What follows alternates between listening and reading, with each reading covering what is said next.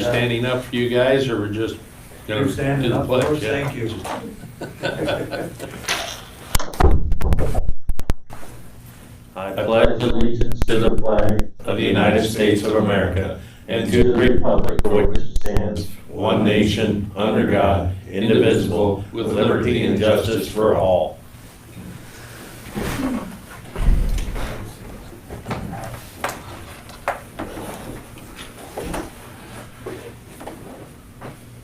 Motion to approve minutes.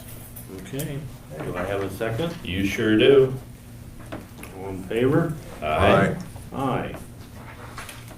And how about the claims? Do you see anything that jumped out is to you? See, I had a bunch of stuff more.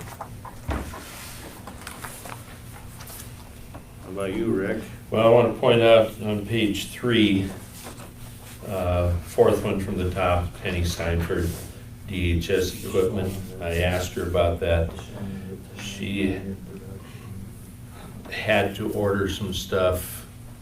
Actually, they were car seats. And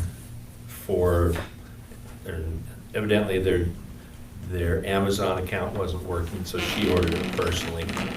And it's just a reimbursement. Yeah, we've ordered from them for them a few times too, so. Okay. My other question, page 4, Benton County secondary roads, I presume that's that shared project up there, northern part of the county, northwest part. And that's about the size of it. How about yourself? Only questions I have, is kind of for Haley. First page, the bottom one. You got Foundation 2. How many phones do they have? Well, I thought they only have one, but I think they have a cell phone for somebody. Yeah, but, I mean, I'm looking at it, they got a, But that'll get passed back through too. We'll charge the region back. I understand that, but I mean, it's, you got 2 at 2403, Unless she just submitted both of them at once, I think, too. okay, and then it's at 24, then you got 2 at 2410. Let me pull it up and look. Here, Mike can look those Okay. up, make sure they're not duplicate, but that's what I was wondering it about. shouldn't be, because we have to put the invoice number in, so it's probably two different. Yeah, ones. it's different invoice numbers, Yeah. that's what caught my eye, but, Well, they did have, that might be a question for Ron though, because he deals with, Shelby is her name, that Okay. does those, if you wanna wait and ask him. okay, But that's the only thing that, we could 2, probably- it's peanuts, but still, Yeah, it's, we can still probably is approve it them double and then. billed? Actually, 4 times on the back page. Well, one says historical preservation, then the second, Foundation 2. Okay, Then you've got the RAH phone. yeah, and then see, that's the same one on the 5th one down. Yeah, Mhm. unless Alicia, no, because it's Department 5, I was just gonna say unless she put the wrong name in, because we get billed from them and then we break it out. Okay, all right, I'll double check the description one. all right. And like I said, it's peanuts, but still, it caught my eye. Do I have a motion? You do. Second. All right, all in favor of approving the claims? Aye. Aye. Let's go to number 4 right away. Discuss and approve credit card for HR department. Well, I was explaining to Thurston how, with our new credit card policy, how the individual departments are in charge of their own credit cards. But the bank would need a motion from you guys to approve her to be linked into our credit card. And then I think the normal limit we have is 2,500. That's what was listed in the Yeah. handbook, which that's completely fine. I don't anticipate spending Mhm. nearly that much, but just for online, HR groups and different things, they all require credit cards, and it would just be a lot easier to renew annually and not have to ask for somebody else's, so. Okay, and you read the handbook, how we got it set up, it's gonna Mhm. be paid and the Yep. late fees and, Oh, yes, yep, and Everything's I worked with Haley and Nancy yesterday and Gina on claims, so. cool, Good. cool. And I did claims where I was before, so I understand a little bit about it. Okay, I paid for a couple hour tutorial. Yes, and then straight to the sheriff's office, so Yeah. you guys are keeping me busy. Do I have a motion? Yep. And a second. Okay, all in favor of getting the HR credit card? Aye. Aye. Aye. Thanks, gentlemen. And then Chris and I did have that HIPAA renewal with ISAC. Oh, yes, I told them I showed that with Yes. you and you were okay with that too. yes, I thought that looked really good, as long as they've been doing good work, which it sounds like they Yeah. had. Gary, did you get to see that? I emailed it.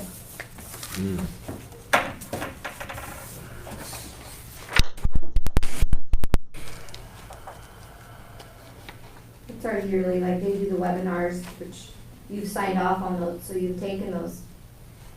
Don't you remember taking it?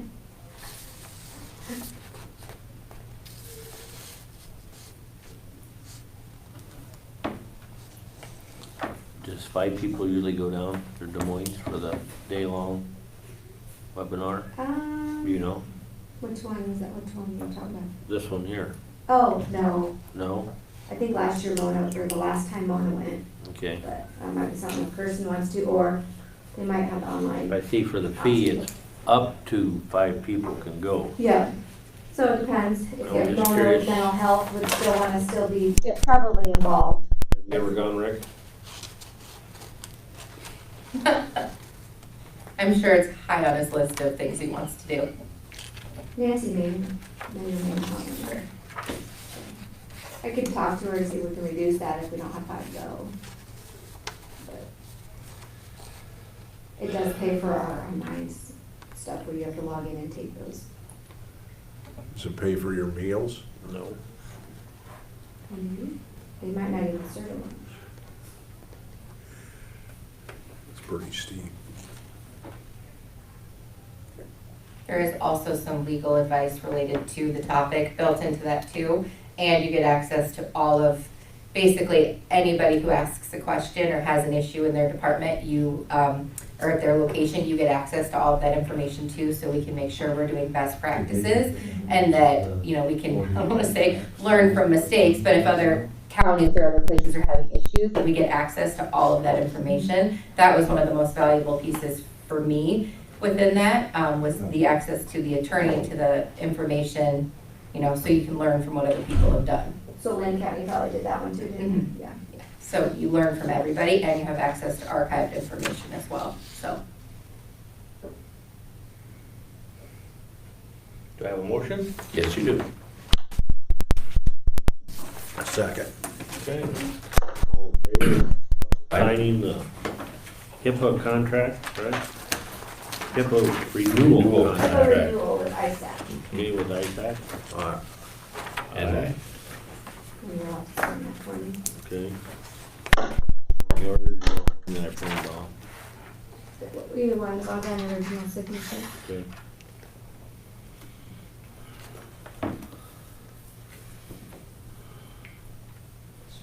Awesome, thanks guys. Thanks, Kristen. thank you. Yeah, see ya.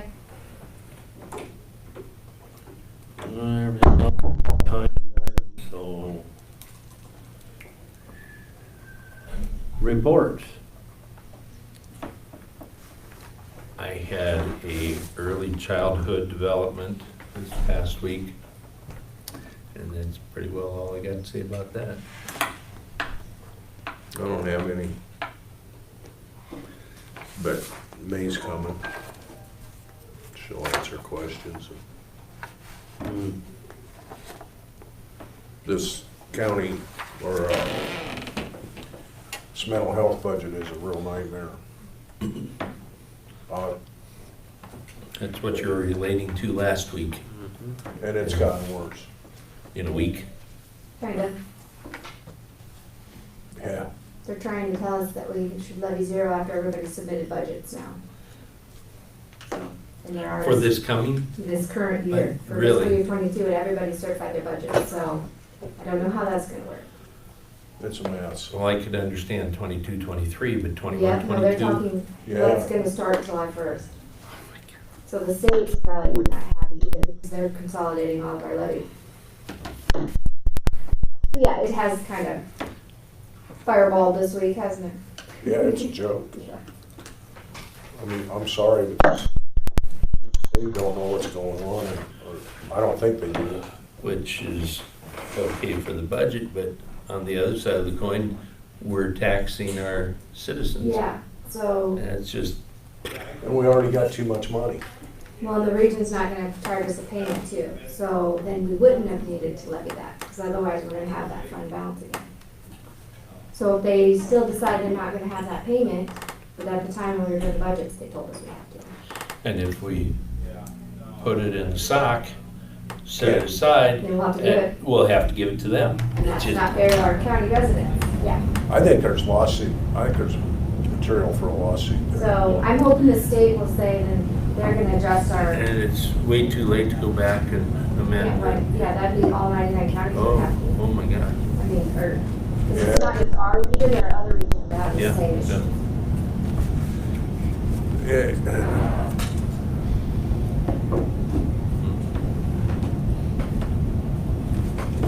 Gotta love it. Leave it there. It's a mess. That's all you can say. And it's getting worse. I don't know what's gonna happen next week. This week. It could get worse in a week, but evidently it did. Oh, I've got something from Steve Meyer. You know, we updated our hazard mitigation plan. We got approved. Okay. So he has an invoice here. I just wanted to sign so I can pay this fiscal year, so we're gonna be paying him back $6,000 for the services. Right. So we'll be good for another 5 years on that plan. If you wanna just initial that for us, and we'll pay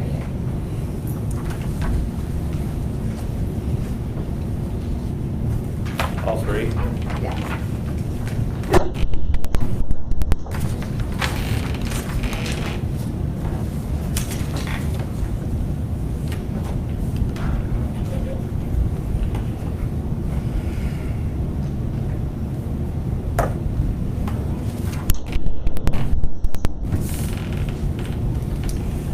Go ahead and start, Mark. Talk slow. We're ahead of schedule. I've given you a copy of an application that we've received for a change in land use. Corey Creener to Waterloo. This is Corey right here. Corey, Haley Ripples, our county auditor. Tracy Siemens, our board chair. Gary Gershank and Rick Brimmer, the other board members. Good to meet you.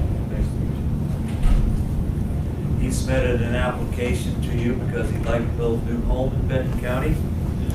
It's on a parcel of land that's located in section 78612.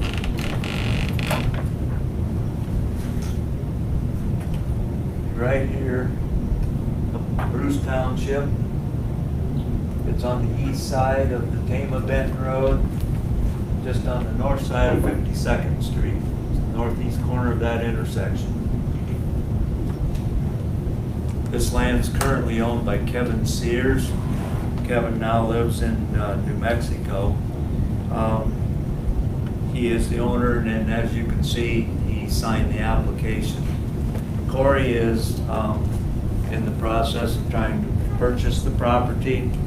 It's my understanding that deal's subject to approval for the land use change. So he's seeking that from you today because of the fact he would like to build a new home there. He wants to purchase 9 acres. He's requesting that you change the use of 2 of those in order to be able to build a new home there. The balance of the 40 acres is being sold to someone else. And if you look at the supplied sketch that I gave you on the second page that Corey's provided, and then of course the aerial that is the last page of the application packet, you can pretty much see where that 9 acres is located within the 40. The black marker that I wrote on the aerial is basically the proposed boundary of the 9 acres, and the yellow highlight area is where he wants to build a new home. As far as the technical review, the land is not in production. I gave you a supplied photo there. The 9 acres of this parcel is not good tillable farm ground. As you can see by the photo, it's not showing the best, but it's fairly significant hill, and Corey wants to be up towards the top of that hill with the building site. with the slope and the silt loam soil type that exists there, it's got a CSR of an average of 45. There's two different soil types there, both of them are lower CSR. This site needs a new driveway. Randy Sherwood has checked it out. He reports that the location meets all of the requirements of our driveway policy. The actual location of the driveway, as you can see by Corey's sketch, is going to be located towards the western edge of this parcel. It's approximately 10 to 20 feet just east of the stop sign that's at the intersection. There's an asphalt apron that comes off of the highway there, and the driveway would be just before that asphalt apron where it intersects on our county gravel road. There's rural water available here. Plan is to connect to that. There's a new septic system will be needed. This site is somewhat typical to what I normally report when we have a silt loam soil that's present. There is the possibility that we could have to do what's called an alternative septic system just because of soil type. These soils typically are not the most permeable. Then again, though, that'll all be determined as, if indeed you would approve this as we move forward, trying to determine location of septic, and we'll figure out what it would have to be there. Surrounding land use pattern is primarily farmland in our county. There are a few rural residences there. Specifically, there's one just on the south side of the road from this particular location. Been there since the 70s. And then there is a residence just to the east that actually has a parcel that has two residences on it. There's the primary home, and then there was a building that had a land use change a few years back to be converted from mother-in-law's quarters in an existing ag building that was on that property. We notified 4 adjacent property owners and, of course, the current owner of today's hearing. We placed legal notices in the newspapers of Benton County as were required. We received no inquiries about this in advance to today's hearing. And I don't see anybody here today either. So overall, we see no issues with this particular site. It's not going to cause any impediment or interference with any existing farm operations in the area. As I've reported, the CSR is low, and I think it's good. Any questions? Supervisors? Got a motion, but I got a question. Is there visibility issues as to why you didn't bring the driveway off the blacktop? Yeah.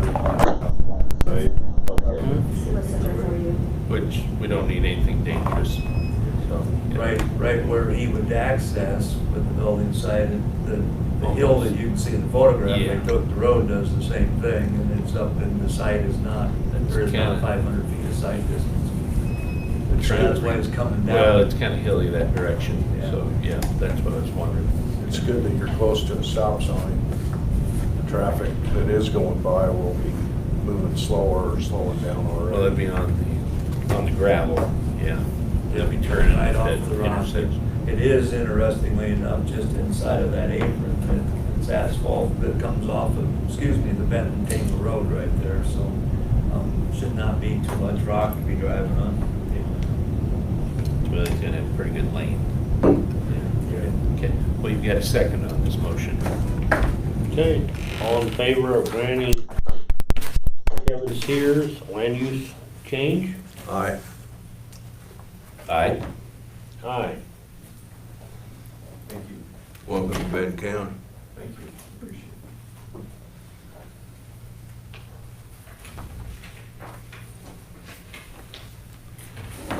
Guess it's Corey, right?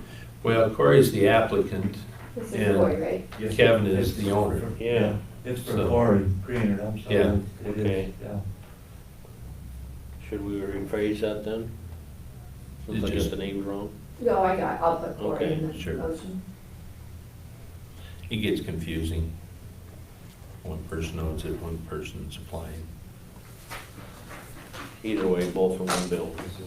It's that spot, right there. Foundation two is, they were behind a few months on the bills, which we didn't submit them, and Ben got us caught up, because he contacted the United States. Got it, okay. That's why, Got it, okay. So it's umpteen months, or 3 months. couple months, Yep. yeah. So Okay. we're current now. Certifies you approve. I think it was with the rural access and all that. Okay, no late charge then, right? Okay. Alrighty.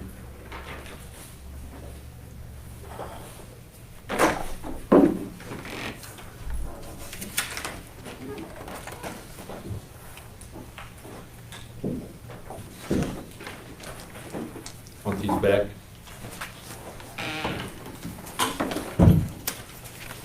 Thank you. Forgot to do my custodial duties. Nice job. Thank you. What's this? That's the That's picture his of the building picture. That inside. was a photograph of the site and on the road. Oh, Thanks a lot. Thanks, Mark. Take care. Yep, Thank you. thank you. Thank you. Have a good one. Thanks, Haley. Bye. Thank you. Go ahead.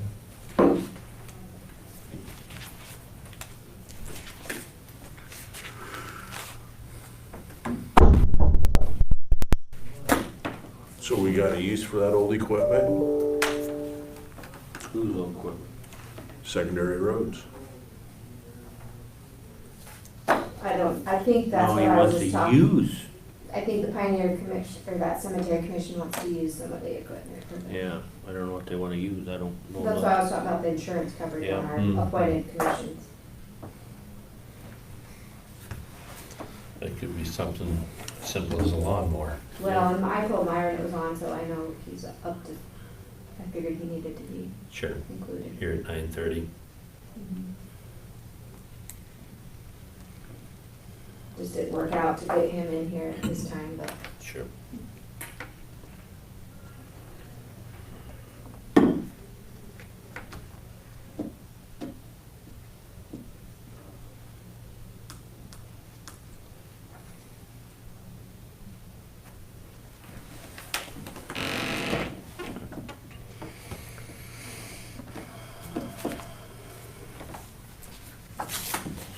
So they got the bridge demoed yet? They're at it. It's not down yet? They got half the deck off. Last time I checked, which was yesterday, I think. Might have been Sunday.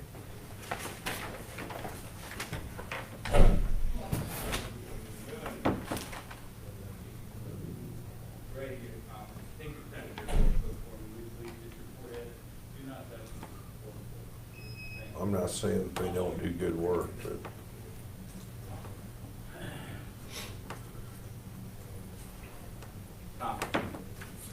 like to see them move a little faster. But whatever. Hello. Gentlemen. I'm glad you use that term loosely. How you guys doing over there?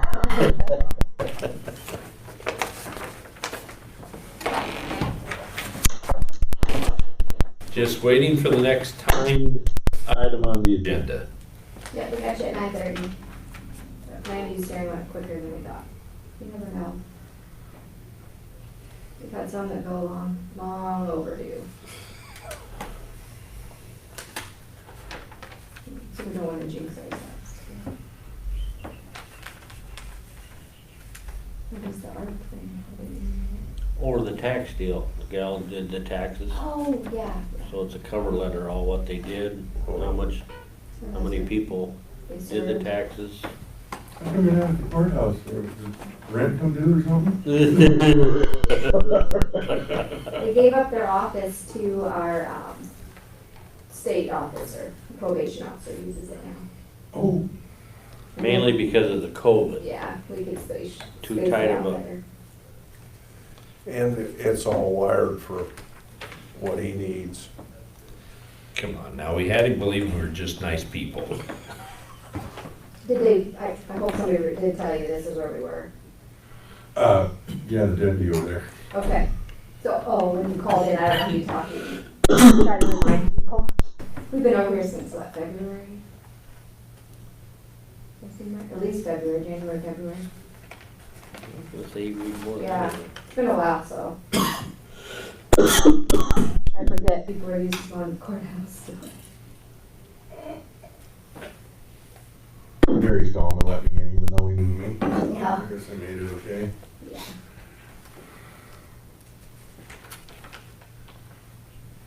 Actually, that one's Dick. Gary's his brother. Yep. Yeah, Tonto is, Yeah. my cousin's been keeping Tonto's feet warm for a number of years. Hmm. Tonto's got cancer, doesn't he? I think they've mentioned that, but got a few health issues, everything.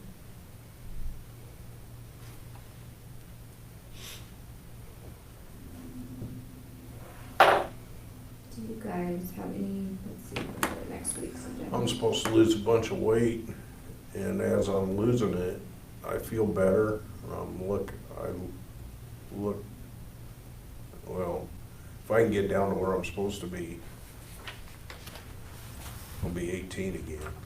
I won't be bringing any sugar cookies in anymore. No, I can handle it. There's sugar cookies in the pickup and sugar cookies at home. Did you sign up with them? No, Gary, you have to give it back to me. Don't forget. That has to be All them. submitted by July 1st. That's it. I put on the next week's agenda. I won't be here, so I want to talk about it a little We bit. gotta sign it. I do. I have the audit renewal that they have to sign, so I'll send you the paperwork. But I have it, it come yesterday after I posted the agenda. Okay. I'm just looking at it. Tuesdays. Looks like so far just a couple land use hearings, so. It's not bad.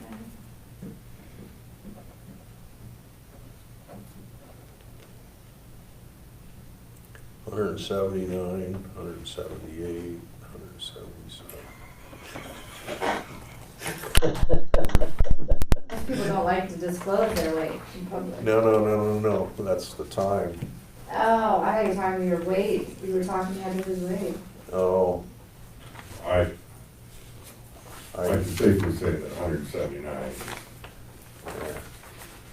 if I could be when I was in top physical condition in high school, I'd run half-hour stairs, and then we do 5 miles or so. I weighed about Is that for later? 179, 178, and I was trying to wrestle up Mm-hmm. weight. I couldn't. I'd punch 3 times for lunch. 20-day lunch ticket lost me about a week. 30 years ago when I got married, I weighed 185 pounds. I was narrow at the hip and wide at the shoulder. Now it's the other way around. Yeah. Time will do that. I just blame COVID now. Well, I got an office job, so I don't, and nobody bales hay, square bales anymore. Oh, man, we do. Oh, So, do you? a little. And if you get kids, they don't even know how to put them on a rack. Oh, I was just talking about that yesterday. There's no kids around that knows how to buck a baler. And if you got them up in the hay mow, they wouldn't last 10 seconds. We put 4 kids up there, so they only had to take 2 bales. But my record time unloading 72 bales is about 2 minutes with a fork. That's pretty good. You gotta get the wife pissed off. That way she don't stop, she just goes. Last time we put up hay, my wife, she was throwing it on the elevator. We just loaded her up there in the flight elevator. She buried me. She did it on purpose. Well, you get 4 people up in the mow, and 2 of them are working and 2 of them are sitting. But with 4 people up there, there should be no reason if there, I mean, there should be no reason. I can take 2 bales myself, one time. I mean, you just grab one in each hand and go. Okay, Roy, finally got to your time slot. Yeah. And Myron is not gonna come in here, he's got something going on before he comes in later, but I do have some questions, but we'll let you go ahead. Okay, the reason I'm here is we've located the Benton City Cemetery. So far, we've found 5 graves. But the ground is so rough that we're gonna need some liquid lawnmower and basically a wheel loader to get in there to get some stuff moved so we can reestablish that cemetery. And I called and talked to Ben up at the engineer's office about using a county loader instead of using our personal equipment and what have you, since it's basically county project. And he said that he was good with it. He didn't know about Myron because Myron wasn't there that day. He says, take it to the board of supervisors, and if they're good with it, we have to do what they say. This would be a Saturday, probably about half a day. I've been running the thing since I was a kid. So I could use it if allowed, or he said they could pay one of their guys overtime to go out there. What do you wanna do? What's that? What do you wanna do? We need to pile up some brush and I mean, as far as running it is concerned, do you wanna run it, or do you wanna let them run it? well, I was just trying to save the county some overtime by me doing And you're talking skid loader, not an end loader. it. No, I'm talking an end loader. You're talking an end loader, you are. Yeah. Okay. Do you know how to operate the end loader? I've been doing it for years Okay. and years. I'm in the ready mix I'm business. just asking you about questions. Yeah. No, I'm very familiar with that.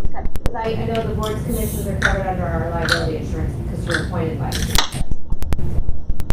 I have permission from the landowner who's closest to the cemetery to use his access, so we wouldn't really have to be going all that much cross country. Where's the cemetery at? Straight, you can ask me that. Go through Benton City, come, by the river downhill, come up, go around that curve, take your next road to the south, then you take your first left and pull in the driveway, first place on the north side of the road. So it's east of town. Yeah. We got a map up here. Show us over. Oh, okay. I was gonna have my associate print off Google Earth and show you, but.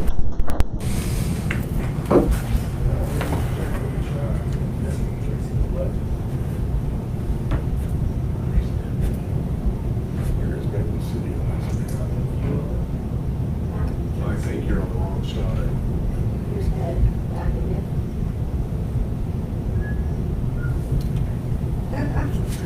It's not this. Just here. This is Justin's dad.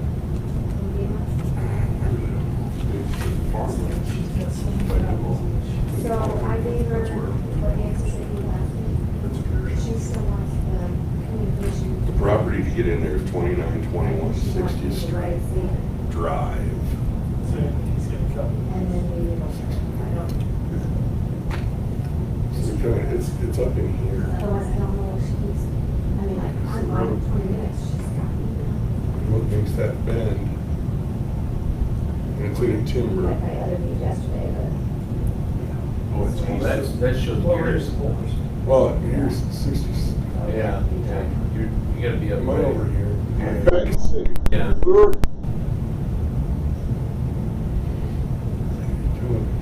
It's up in here. Yeah, Benton City's right here. Yeah. So if this road went straight across, if 60th went straight across, it'd be right about here.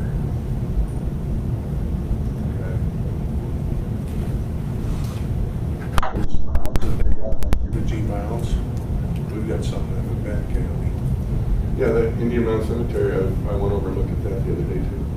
And you've got a bunch of them on the other side of the river from Benton City. A bunch. Because the Indians used to camp over there and then they'd come across the river and trade with the people in Benton City and then go back across.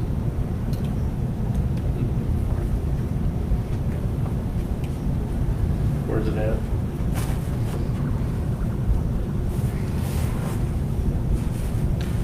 Where's Benton City at? This is what everybody owns.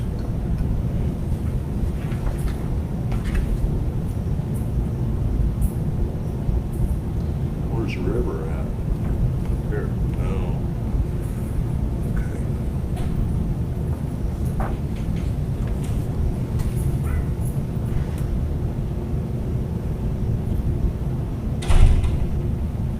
Who owns that property there? Is it John Reinhardt? I know it's. Shane Hansel is the one that gave us permission to go through his, and it used to be Terry.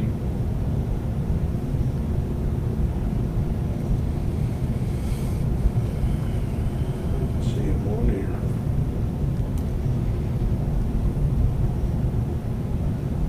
It was Terry Usher that owned the property, but it was just sold recently. Well, then it'd be on here. It's Usher.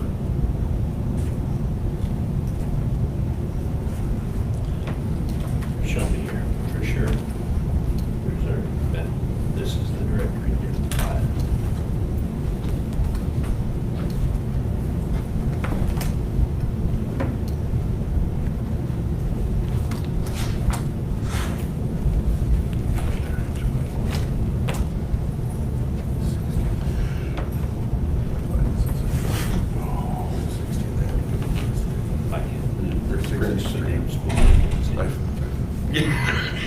That's just bottom line.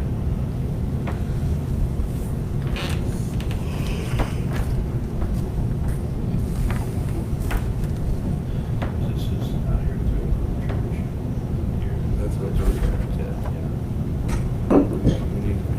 There's 58. 59. Shane Hansel. This is. Okay, there's Bear Fire. Who's checking? The cemetery. My bag. Right. Oh, gee.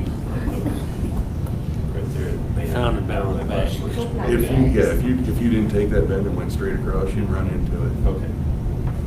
Okay, sweet, thank you. Mm-hmm. Like I say, they found 5 graves up there, but then they ran into poison ivy and all kinds of stuff, and then they backed out. So, Do they got stones there or something? Stones are gone. Steve Meyer witched him. Oh, you witched him? Yeah, he's the same guy that witched Stringtown. And then they found out. Some people don't believe in it, but it's true. If I take 2 metal rods in my hand, and you can find water lines and foundations and things, you just walk, and when they start to cross, you're at a grave. I actually used a stick, and it broke the stick.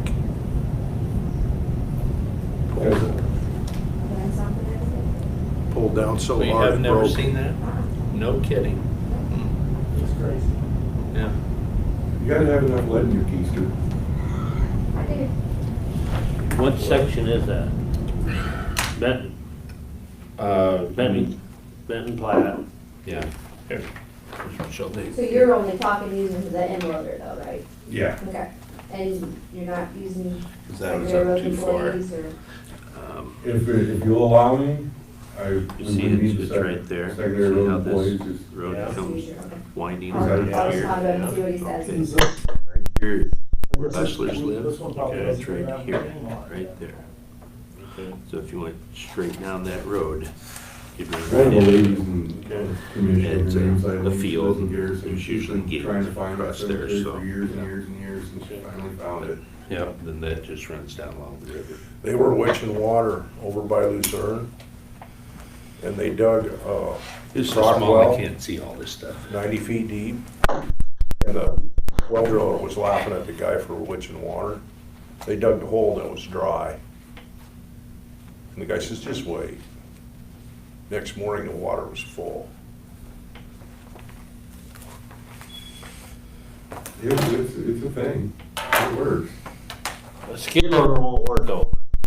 No, some of those trees are, they'd be around, we'd have to cut them down with a chainsaw and then pile them in one spot so we could keep on a truck and then I don't know if we'd make a burn pile or once we got it cleared up or saw it up and take it someplace.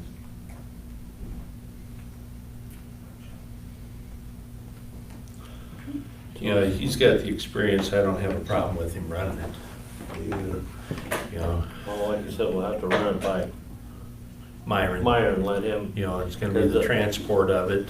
yeah, Gotta he'll get have it to out drive there. it out there, I'm sure, probably, and then, you know, the weekend, the boot yet, Yeah. You want me to intercom? cause the big Michigan's here, Yep. and the small international's down there by Blairstown, at least it was. Is it still down there, east of town by the maintainer shed? Yeah, I think it is. That's the small international ones there, but the big ones, they leave it up here. I didn't pay attention when I drove by there this morning, but I think it is. You want me to try to intercom Myron, put him on speaker? Well, why don't we just wait, Myron's gonna be in here shortly. Well, he's not gonna be in until 10:45, so I don't know if Roy wants to sit here that long. It's about Well, we can 20 always till let him 10 know now. too. And then maybe. We can let you know. Yeah, that'd work. 'Cause I should probably go Wait. to work now. Yeah, so now his questions are where and when. He's not listening. I thought maybe. he Oh, was, but okay. Do you have any idea when? We have a meeting next Thursday and we'll discuss it then. Okay. Okay. Does, with him listening in, does he have a I'm problem gonna with just it? intercom him right now. Okay, all right.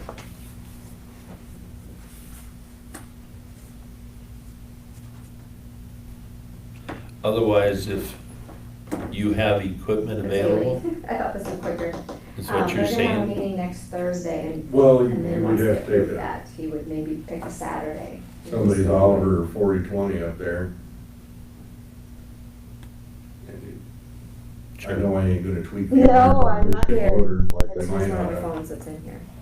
So if I can 148 put you on motor. speaker if you have any other questions for him. Otherwise.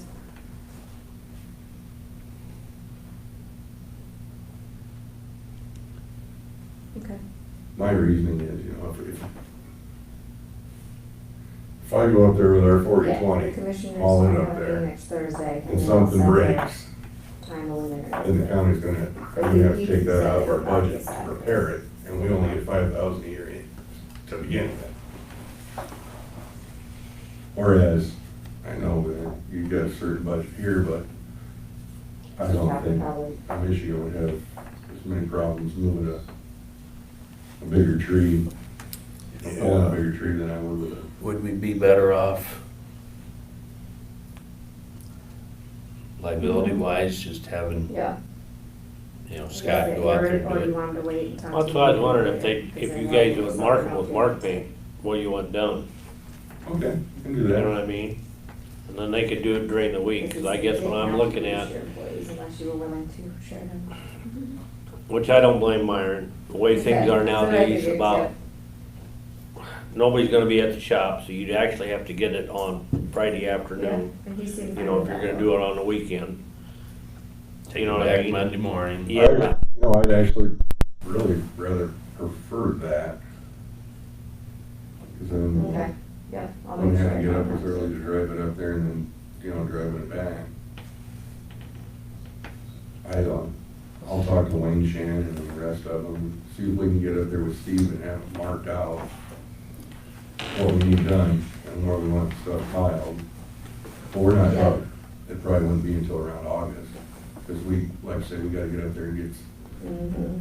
Yeah, With, exactly. Okay, I will pass that on. You know, it'd probably be good if the county's gonna do it, if somebody from your group would be there to make sure that, oh yeah, that's pretty much a given. Myron's only concern was how challenging it would be to get that in loader on what day you're, since it's a weekend day, you'd have to coordinate, you'd get it there like. We on kinda got Friday. this solved now. If the if you guys are good with paying a man to do it, He'd rather not do that, oh, okay. unless like maybe they'd have to take it to the site on maybe Friday during their regular working hours.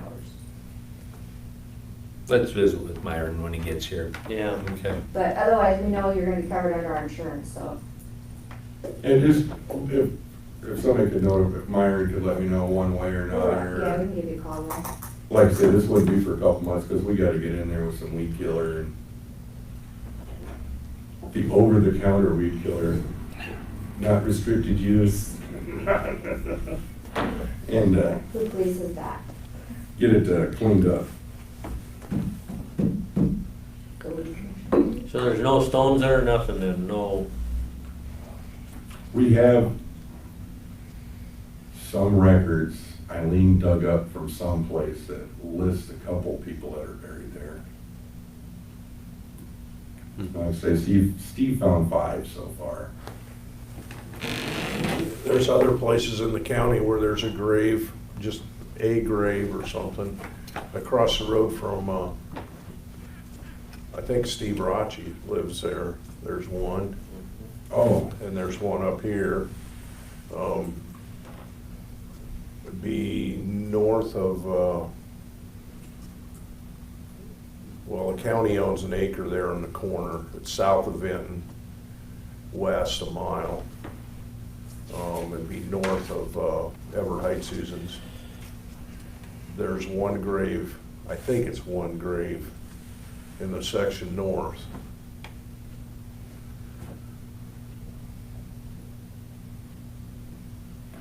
well, that's all I have, if anybody. everybody's got your number, that we can get a hold of you then, let you know. I think I have it worked, if you wanna give it to me now in the meeting. 319-270-1975. All right, thanks, You bet. Gentlemen, have a good day. Thank you. Thanks, Roy. Yeah. You bet. Ron, keep between the dishes and sunny side up.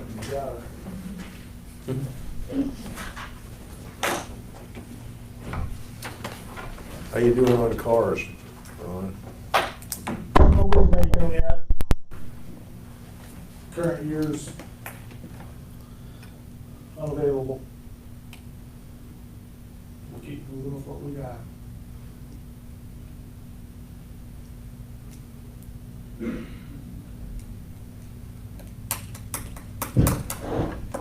Boy, if we ever had one of them solar flares that took out all the cars, I'd have to go back to my old straight trucks to get anywhere. And we haven't had anything like that, but it devastates the whole country. Everything's computer and internet. People be walking.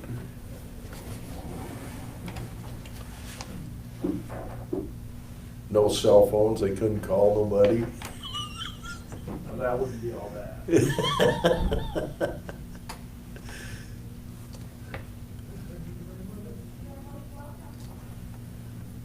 It might be good. Go ahead, folks, if you want. We got O'Brien's got a daughter. She's got if she don't have that cell phone up to her ear,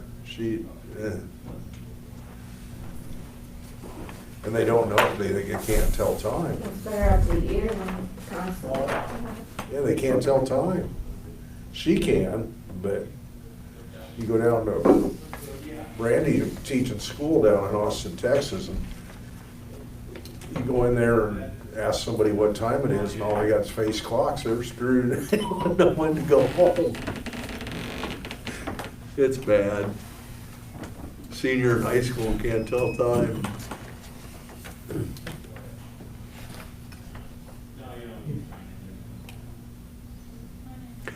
How you getting along from your surgery? Good. Good. You want Good. to talk about that for HIPAA, you know? No, I don't care. Good. Before we got in trouble. I'm good except for a piece of fishing string, what it looks like. Seems to be hooked on to something inside. But it's on the outside. It's part of the inside stitches coming out. It's not that long. I'm pulling on it pretty hard, but it's hooked on to something in there. But, what's this? You might want to talk to a doctor Sit about down, it. shut it down. I'm just gonna leave it. So, this has got, I'm guessing this isn't supposed to be like this, but We've all pulled out in 2 days. I could have got with the skid loader. Time to change classes. Fire alarm, remember that when you're in school? What's going on? it's Richard. I want to go check. I'll go blame it on Richard. Well, he fixed it. Well, Morse code.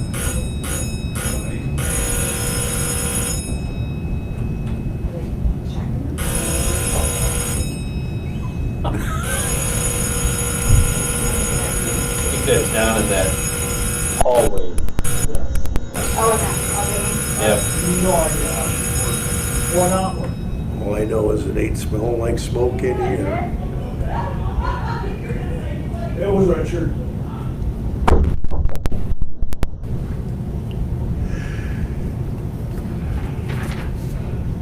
Your end is past the new HR person. I gave her a copy of it. Okay, hasn't given any, and I know it's not the right time. I Got it. just don't think the man should give it back. We'll have to Yeah, wait for the 10:30, but some real extenuating circumstances there. Well, Not that he just didn't use it. yeah. If he was putting the county's best interest in mind, I mean, Well, he's in this position where he was doing the sex abuse investigations.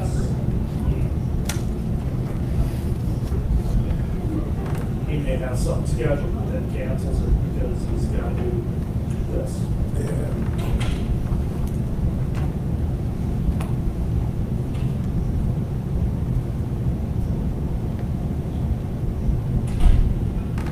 I forget, you know, like farming, you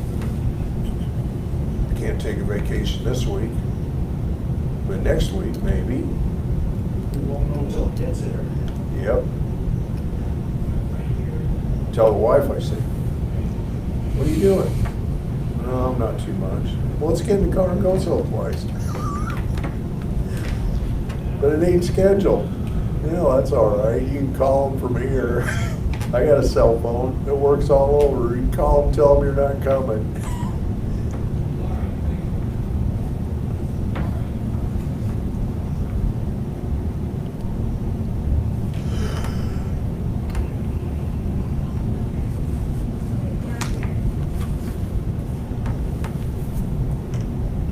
You're pretty good on help.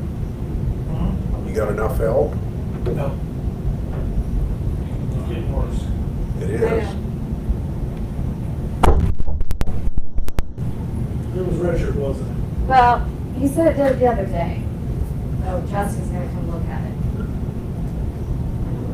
Everybody was out in the hall though, doing what they're supposed to. You didn't get let help. me ask you to hold of Mike Kelway too. To see where Yeah, that's. yeah.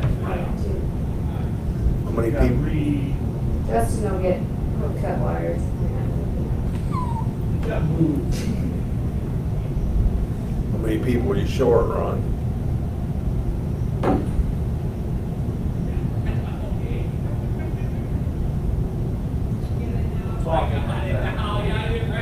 What's that? Talk about that. I did lose one out of the jail to the Department of Corrections. Took a job at the penitentiary. Same line of work, but definitely on a larger scale.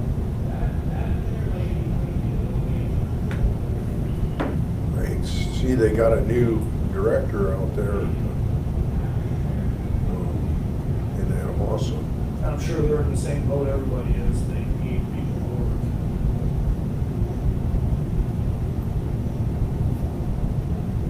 And some people lost their lives over that deal.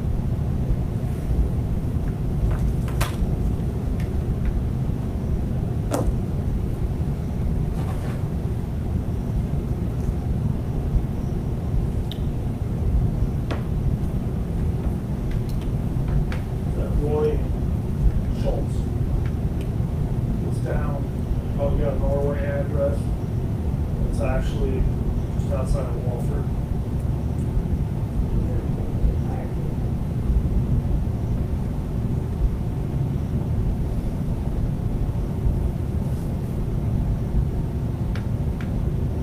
You know, there really ought to be, once you're in prison, if you kill somebody, there ought to be something more than just staying in prison for the rest of your life.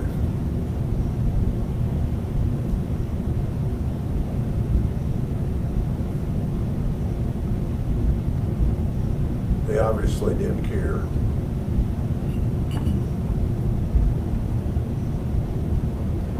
What are you guys talking about? What I missed? Oh, do I have enough people?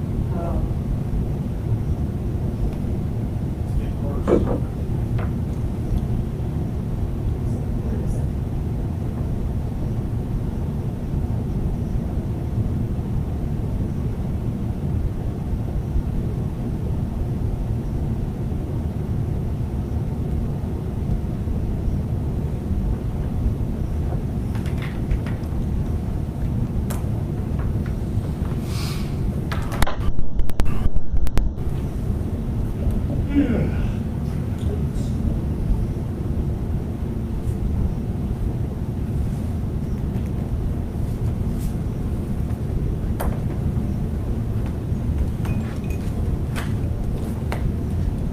Nona here, is she coming in? Okay.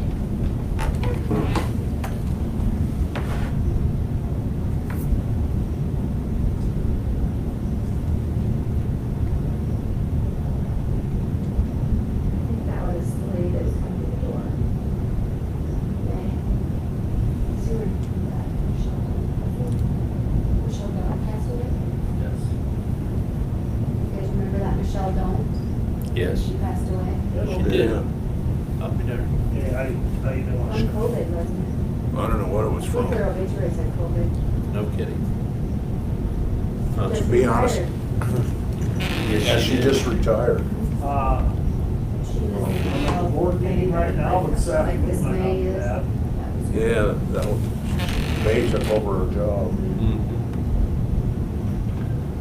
She Yeah, was, no, that's fine. she was I'd not say in good anytime after health, lunch, I we don't should be think. good. We never Alright, talked thank about you. it. Bye. And she was having a hard time getting around, she was overweight. It was, she did a good job. She- Very knowledgeable lady. Yeah, she really did a good job. I think the lady that replaced her is very knowledgeable too. And she's gonna be in this morning.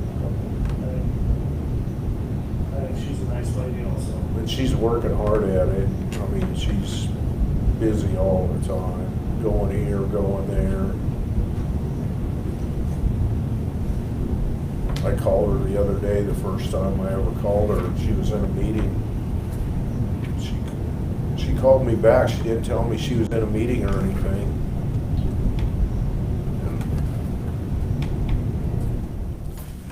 This whole deal with this, state funding is, it's really bad for us. especially in Benton County. Because we've got extra, we had funds built up and we were using some of them, and now the state wants to take them. And I don't think they can legally do that. No, it was raised with the levy.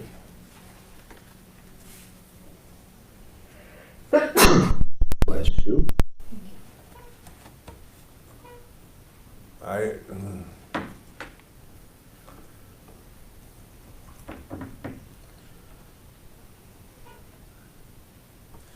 What the deal is Des Moines or Polk County down there is short money.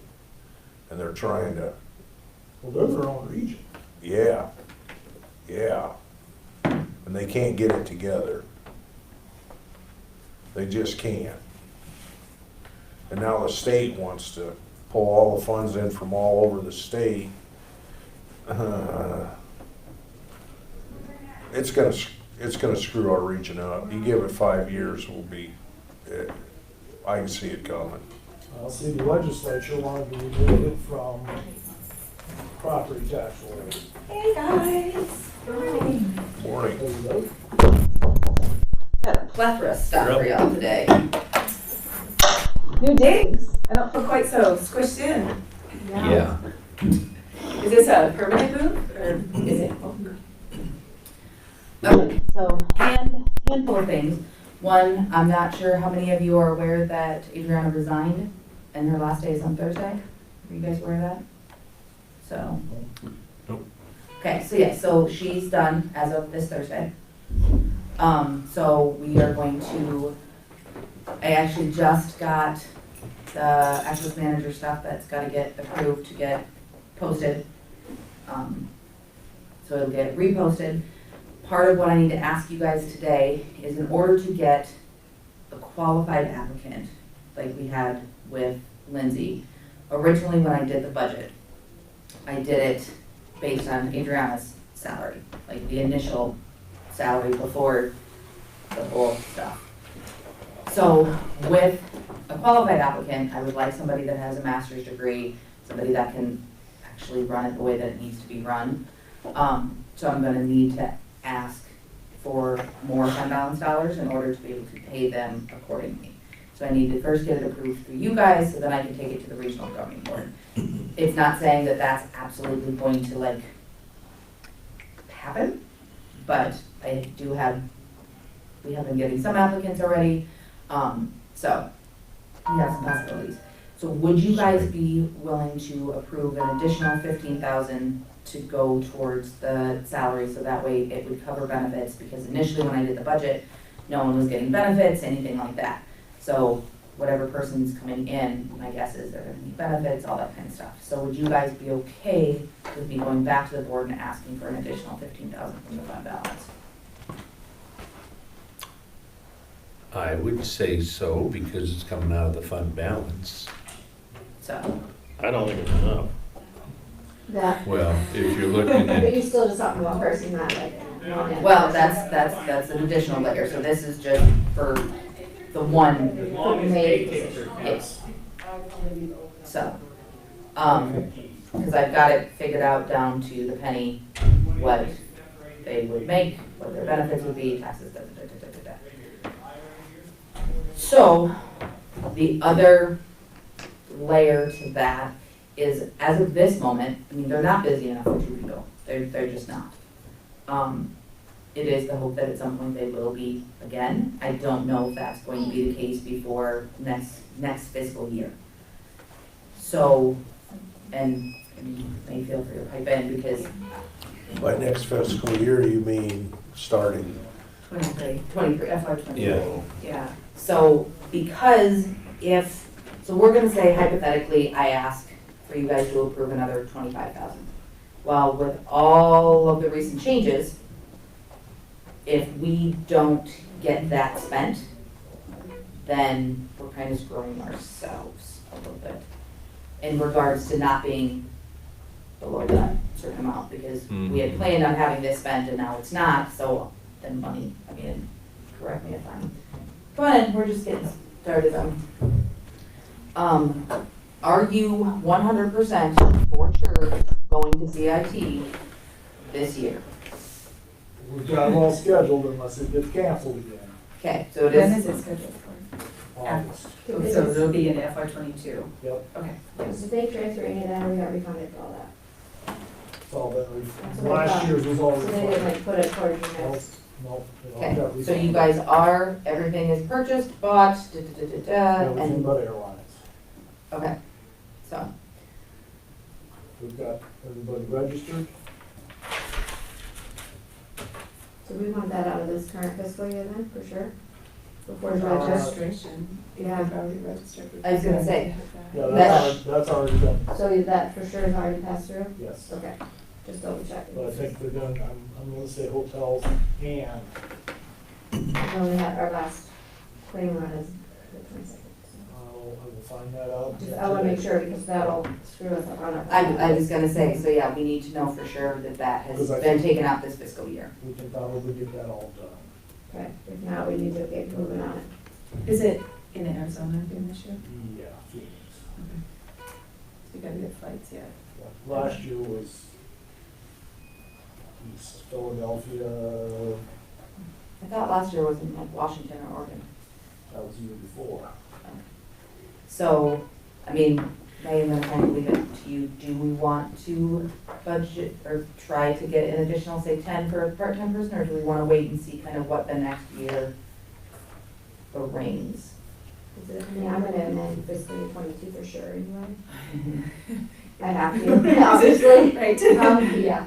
So, So- I mean, you want to wait like. I mean, or, yeah, or do we want to wait and see kind of how things pick up and then bring it back to you guys and then back to the board? The thing, and the reason that I came today for part of this discussion is looking ahead. So as you know, FY '22 is the last year for fund balance projects. It's the last year that it will be, the Access Hub will be funded locally. And I was down like 2 weeks ago, we started writing some policies and procedures for the Access Hub, just to kind of provide a little bit more structure around it. Because with the change in personnel, I want to make sure that we have any new person set up for success, rather than here you go, and, you know, less structure and some boundaries around that. So we started writing those. I'm sorry, I was hoping to have the draft of them ready for you today, but the legislation stuff has kind of taken up some of my time lately. So just know that we'll be back with you two, with the policies and procedures for the Access Hub, for you to approve them, to look those over. But I'm really thinking about FY '23 and beyond. So FY '22, we have this opportunity to kind of feel that out, maybe to see if we need another part-time person. Because in FY '23, I really intend for the Benton County Access Hub to come out of the region's operational fund. It has to, and well, first of all, it will have to, because of Senate File 619, all of local money has to be transferred to the regional fund, so there will be no more local funding. But on top of that, like the logistics of the funding, we want to support the Access Hub. You know, we want to have it continue. So that's why, like, Mona and I were like starting to do this work now. I know we're still in FY '21, but I'm looking forward to FY '23 and making sure that we have everything on the right path, so that when the region takes over the operational cost of the Access Hub, we really have it where we'd like it to be. So, I mean, that was a long answer to your question, should we plan for like a part-time person? But I don't, does it have to be answered, the other piece of it is, does it have to be answered today? Well, that was gonna be my answer, that it doesn't. Okay, And if, Haley, if you're comfortable with us doing maybe like an evaluation around the end of the calendar year, Okay. or even like October, November, to say if maybe we would want to hire somebody for the second half of the fiscal year, like in January. I always try to push it off as long as I can. Okay. I know if I can amend with the service areas to get us by, I can, so. okay, so basically, so today then, the first layer is basically, would you guys be willing to approve that additional 15, so that way when we have the regional governing board meeting at the end of this month, I can go and get that approval.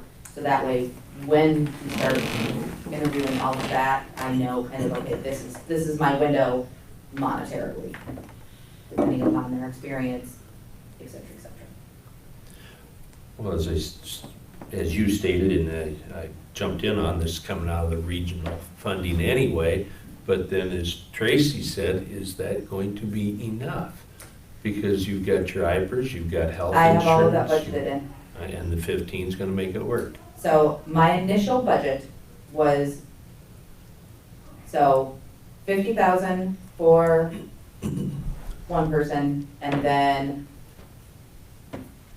15 for the other, and then 1,500 for overtime. So it was 66,500, which is all budgeted in for salary stuff. All the withholdings, yeah. You based it on that full amount.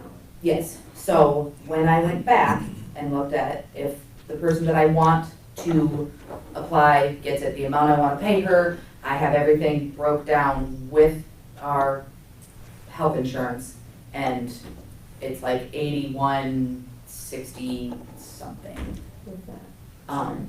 So with the 66 plus 15, mathematically, what is that? Yeah, I think you did, because you based it on family plan probably, right? Yeah. So, Okay. All right. So you need a motion to approve that or something? Okay. Make that a Looking at the motion. agenda item, Wanna give a little more? discuss To update. do that Verizon. 15 as per requested. Now the yes, regional well, this fund. is all of You wanna give it our. another, Well, actually, we're not doing it, we're giving her permission Yeah, you're to. giving her- Yeah, we're not making that. give her a little more. Oh, Well, I mean, if we want to go 20, just to cover everything, okay? So yeah, so basically I need you guys is, yes, it's okay to go back to the regional governing board for them to, right. because it's got to go this way. It can be consensus, can't it, for them to support. Yeah, because it's not, we don't have it as an action item, but if they're giving you your blessing, you go get permission, then we know for sure. Yep, and then I will bring it back to let you guys know, because that piece will, when the hiring process takes place, like, I would need to come in and talk to you guys anyway and say, okay, this is the person, this is the salary, this is where the money comes from, and get the, So basically, a motion to authorize you to go back to the regional board and request additional funds. We don't have to put a number on it, do we? Well, they want a number, right? yeah, Well, yeah. Okay, She'll so take it up over. to Didn't you 20. want the minutes last time? There you go. Okay. Second. Second it? I did it. All in favor of giving them permission to go back to the board for 20,000? Request up to, you bet. Aye. Aye, okay. there you go. So, and I don't know if this is an action item or what it is, so up to this point with the hub, the sheriff's department IT has been managing everything. Our IT doesn't do anything with this building. Okay, well, Ben's been doing the bare minimum because he has been told not to play down there. So basically I need the go-ahead to pretty much have Ben take over anything that has to do with IT down there in regards to printers, computers, et cetera, phone lines, like just to be able to take care of everything, and it's, does that have to be an action item? I think between you two, because I think Ben thought Tech was doing it. Yeah, Ben was under the understanding that he was not Right. supposed to We be think doing. Field Tech would do would be if they put our records management system in a laptop. Somebody's got to be putting the firewall and all that stuff. Yeah. We'll have those two talk I and work think it they out. need to, yeah. So yeah, so basically, because I want Ben doing the. We want him to be able to feel free that he, like, if an issue comes up or if they need new equipment, he can just step in and do it. He doesn't have to worry about all tech.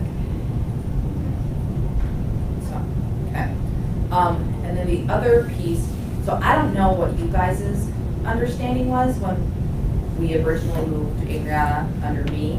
If you guys' understanding was, I'm gonna kind of analogy it, like the hub being under an umbrella versus I was just dealing with Adriana. So what was you guys' understanding when supervision got given over to me? Was it the entire thing? Was it just her? Kind of what was you guys' understanding initially? I would like the whole. That's what I was gonna say, the whole thing. I was gonna say, it'd be tough for her just to do this little bitty amount. Yeah. So she's really gotta have the whole ball of It's never wax. been my intent Yeah, to manage that. right. So So I think I that's would what your like it direction all is. to go to the region. Okay, so just so that's kind of the, the understanding of everything that has hub, including like hiring, donation, movement of people, movement of equipment, any of that, like it stops with me, not. I think the hiring of, if you're gonna use county funds, you'd have to come in front of us to get. Well, no, I'm saying like when they, resumes come in, things like that it would all go through me. Obviously, Right. once we do the interview process, all of that, then it comes back in front of you guys and you guys get the final stamp of approval. But historically, all resumes, things like that have gone through the sheriff's department, and so it becomes I'm supervising this person, but I don't see any of the information. So it's just a bit convoluted, put it that way. Honestly, this is your expertise area. It's not necessarily in the sheriff's office. So, Makes sense. well, and I want to make sure everything is kind of clarified, all of that, prior to a new person coming on, so that way there isn't the, who am I supposed to talk to about this? What am I supposed to do with this? Well, now you have an HR person that you can help with the ad and So at this point, basically, for the next year, dollars strictly flow through the sheriff's department, but everything, but other than that, the day-to-day management of the, okay. And Ron, you're comfortable with that? Oh, yes. I just want to make sure, again, thinking ahead, and in FY '23, it'll all be funded by the region. I think at that point, I'll certainly expect that it is all run through Mona's office, because it'll be 100% regional funding at that point. We're gonna be a year ahead, so we don't have to. Exactly, I know, that's exactly what She got enough like. stuff done already. And Mona had brought Get on up the right too, path now. about the employee valuations, normally you guys would do department heads, but would you feel comfortable with May doing Mona's, or Mona doing Sarah's? Yeah, how do you guys, Because I Since know that's been brought brought up, up, to yeah, talk about that. yeah. So I set up with all of the coordinators in all of the counties last year in June, July. I had them do a professional development plan for the year, and I asked them to align their work with the region's priorities for the year. And then I asked them to set their own professional goals.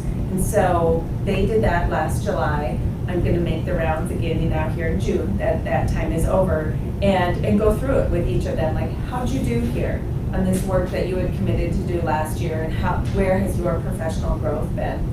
I would love the opportunity to share that then with you as kind of that part of that, not necessarily the formal evaluation, because you set her salary, but I would love it if you would take my input. I say like, Mona and I have worked on this, and this is where her professional growth has really been focused, and keep you informed of that, because you will make the decision about continued employment and salary. I'd be for it. Definitely. And that's not going to get scheduled. Yeah.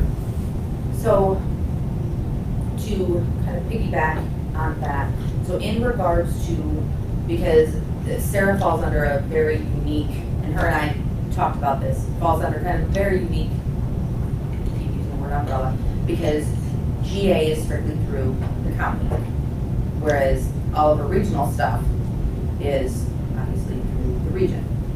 So when you guys are doing her, kind of her yearly eval as department head with GA, how much, do you guys want me doing the regional side of it? I don't know. I'm kind of putting it on you. Her and I talked about it, and she was okay with kind of whatever was decided, but just so that we know, like, the regional side, should I be doing something with that? Are you guys covering the whole enchilada, not covering any of it? Well, I think in the past, when Carol was here, she was doing it. Yes. You only did Carol. I'm sorry. And you guys only did Carol. Yep. And so I would think you would take care of Sarah the whole 9 yards. Okay. I just didn't know with the shift in kind of GA department head piece, if that changed things. So, Sounds almost like it should be a joint eval. well, that's what I was County wondering. supervisor Like, with Mona. Yeah. I want to complicate that just a little bit more. So Sarah is a regional social worker, and I have a coordinator, Jan Shaw, in Johnson County, who's in charge of all the regional social workers. And so I've asked Jan to work with a coordinator in each county, just kind of in conjunction. Like Jan will do a kind of an evaluation of each of the social workers. We have 15 of them in the region. But I've asked Jan to work with the county coordinator, the person who sees that social worker every day. So I kind of wanted that to be like a coordinated effort as well. And then if Mona then could bring that to you guys, I guess, just to have then your involvement in it. As many pieces as we can have, I guess. So basically, what I'm hearing, me and Jan will work on the regional side, and then whichever one of you guys, then we bring it back to kind of finalize the thing to go over with her. Is that what I'm understanding? How about I just pop in here? Yes, Since we're talking about you. I hadn't anticipated that that was gonna get popped up today. So, yeah, so your take on that. So I'll work with Jan on the regional side, and then I'll bring it back to, Haley, did you say it was Rick who was doing? Well, you did the right, you still haven't done the right, but technically what used to be is the chairman would do the write-ups after the evaluation. You guys would both sign off and then file away. Okay, so is that, It would be Tracy that would sign off this time, but Todd used to do the write-up. Right. So I don't know if you did those from the last time yet. So, yeah. okay, so whichever one of you does the Several write-up, years. I would work with you, and then you guys would go over with Sarah. Am I in here for that? Do Sarah and I need to go through like the regional piece separately from what you guys go through? It's two different entities, right? See, what the difference is Mona is 100% region. She is not NEGA. So that's the difference between Carol and Mona. Things have changed. Mhm. So that's kind of where things got a little muddy. Yeah, which I had brought up earlier, the So, difference I between. mean, I'm good with Mona doing my eval though, on the region side, if that makes sense. But as for GA, she doesn't have anything to do with that piece, so to me, it doesn't make sense that she oversee that. It makes sense that I come to you guys like I have been, but Yeah, obviously we that's just- up to you guys. Well, that's what we just talked about, was that as department head, that's where that would go, under which would be water working. Okay, well then I would say that general assistance needs to be done by the board. So basically, whichever one of you guys end up doing it, let me know, and then when Jan and I do the regional side, then I will. In the past, we've gone into closed session and have done it as a board. Makes So. sense. So I guess just let me know what I'm supposed to do. Well, it You can sounds come like and you're talk gonna about do the that. regional piece, and then they could go into closed session and you leave, and then they've got your input. Okay. So, How soon does this need to be done? I have no idea when you. Mine's done in January. Good. I just know Mona had asked me the other day, and I kind of was like, oh, we haven't done those in a while. Haven't done it in a while. So it was a good time to bring it up. So I guess between now and January, whenever y'all get to it. We're probably behind a year, for sure. Due to the pandemic. So. Okay, was that, I think those were all of the things, IT. Got that, okay, so yeah, so I guess hand over to you regarding the levy stuff, unless I missed something. So I want to say, I appreciate this discussion and kind of like the clarifying of roles. And I know that when Mona was hired, Michelle, the former CEO, it kind of had an intention that Mona would be 100% region, which is still appropriate, and less to do in Benton County. And Mona and I have had enough discussions about it. I mean, my preference would be to have Mona involved here, clearly, in Benton County, and overseeing the Access Hub, and working with Sarah and helping Sarah out with the social work parts of it, the regional social work parts of it. So, I mean, I just, with your permission, you know, I think it was maybe presented to you a little bit differently when Mona was hired. And I don't know that anything formal needs to be done, but I prefer each of the coordinators to be involved in their local communities and just kind of be that touch point, you know, so that we have the relationships throughout the region between our coordinators and the counties. So, yeah, that's just my opinion. Like I said, I don't know if you ever need to do anything formal about that. the funding of her position, unless she did something like GA or VA, is still appropriate for 100% of her position to be funded by the region, acting on the region's behalf for brain health issues here in the county. So I don't think anything needs to be changed with her salary. I think we changed all of that in regards to department head and all of that quite a while ago. I want to say when you very first came on, it got. I don't think there's been any change. No. My understanding is. Clarification, I guess, it's something that you're involved with that's region related. The region will tell which one of you is in charge of that or the supervisor. With respect to the GA responsibilities, you're in charge of that. Yeah. Period. And yeah, and that hasn't changed. I think the only thing quite a while ago it was am I technically considered department head, am I not? I mean, that whole convoluted mess when I first started, and I think that got clarified. Well, I mean, with respect to general assistance, you are the person. Right, Yeah, and no, I'm not talking about general assistance at all. Related to GM. I'm talking about as the Benton County coordinator. I mean, I think it was presented to you initially like, well, Mona will office in Benton County, but she's really not the Benton County coordinator because she works for the region.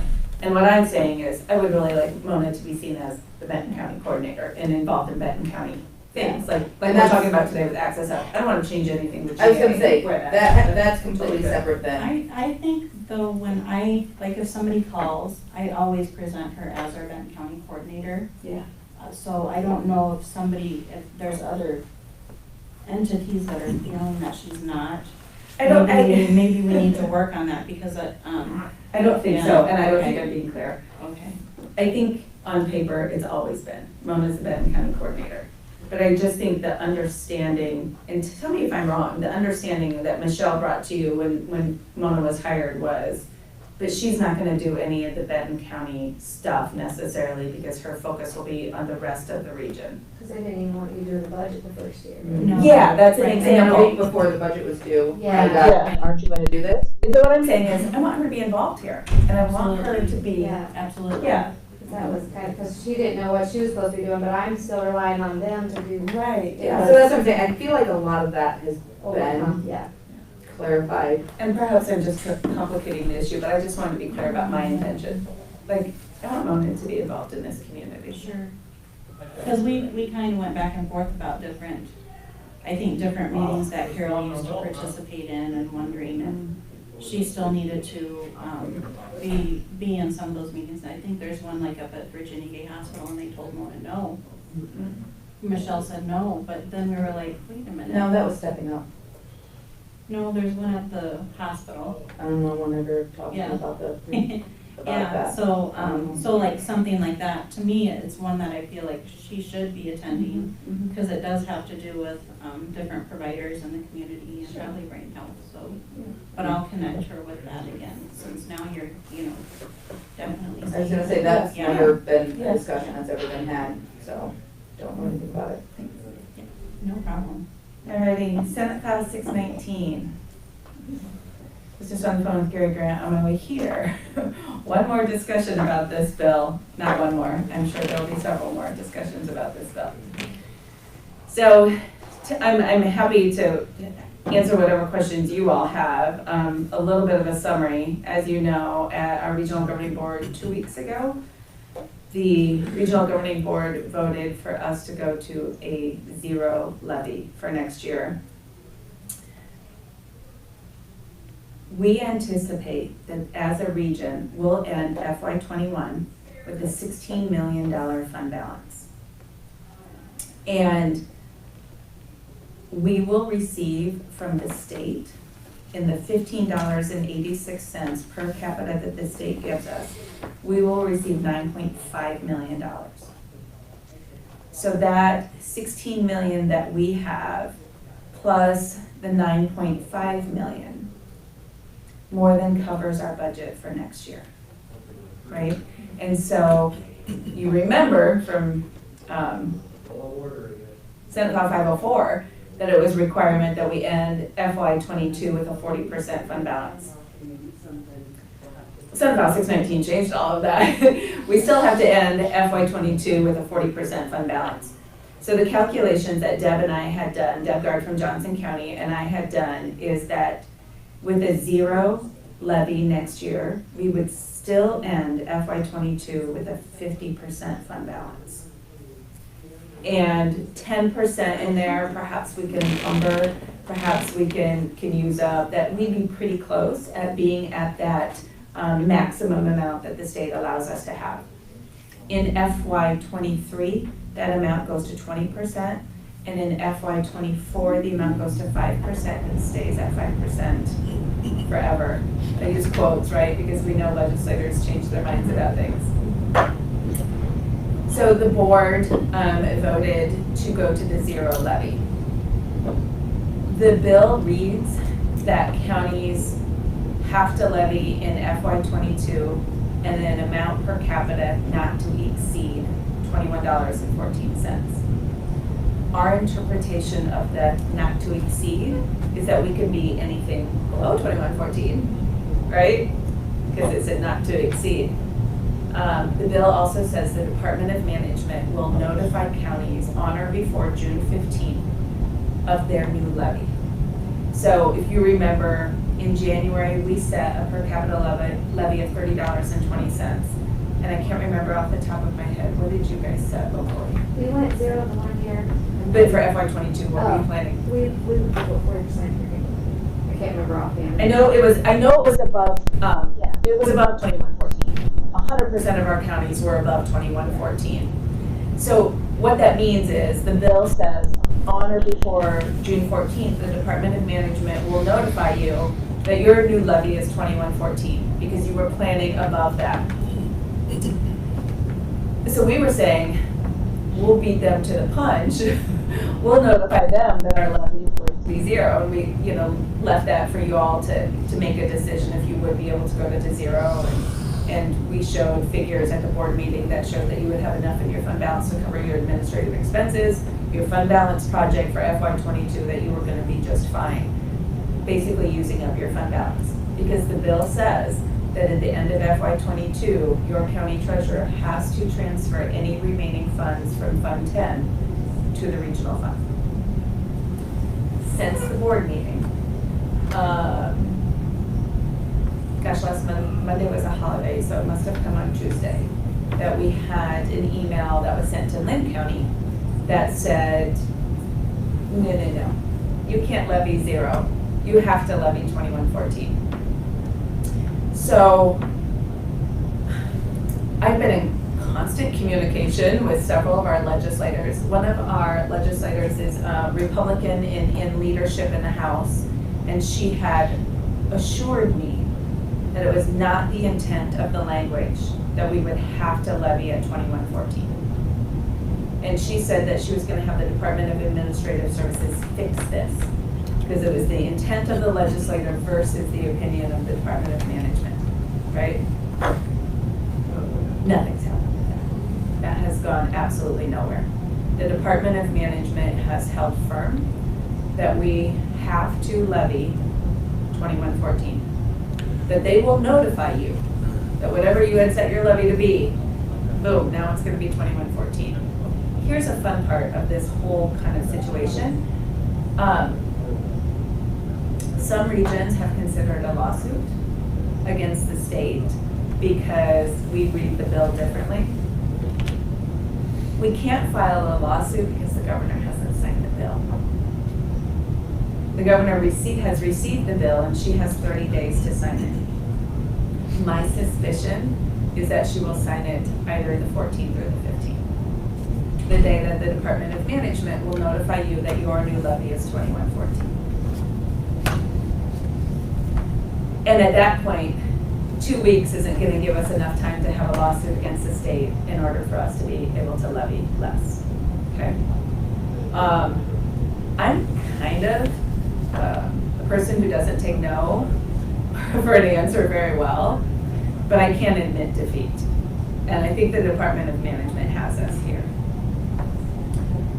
Had a conversation with Gary this morning, Gary Grant, who had a conversation with a staffer from the Senate, who frankly admitted to him that the Senate's intention, Republican Senate's intention, was that the regions would have all this money to fund the incentive pool.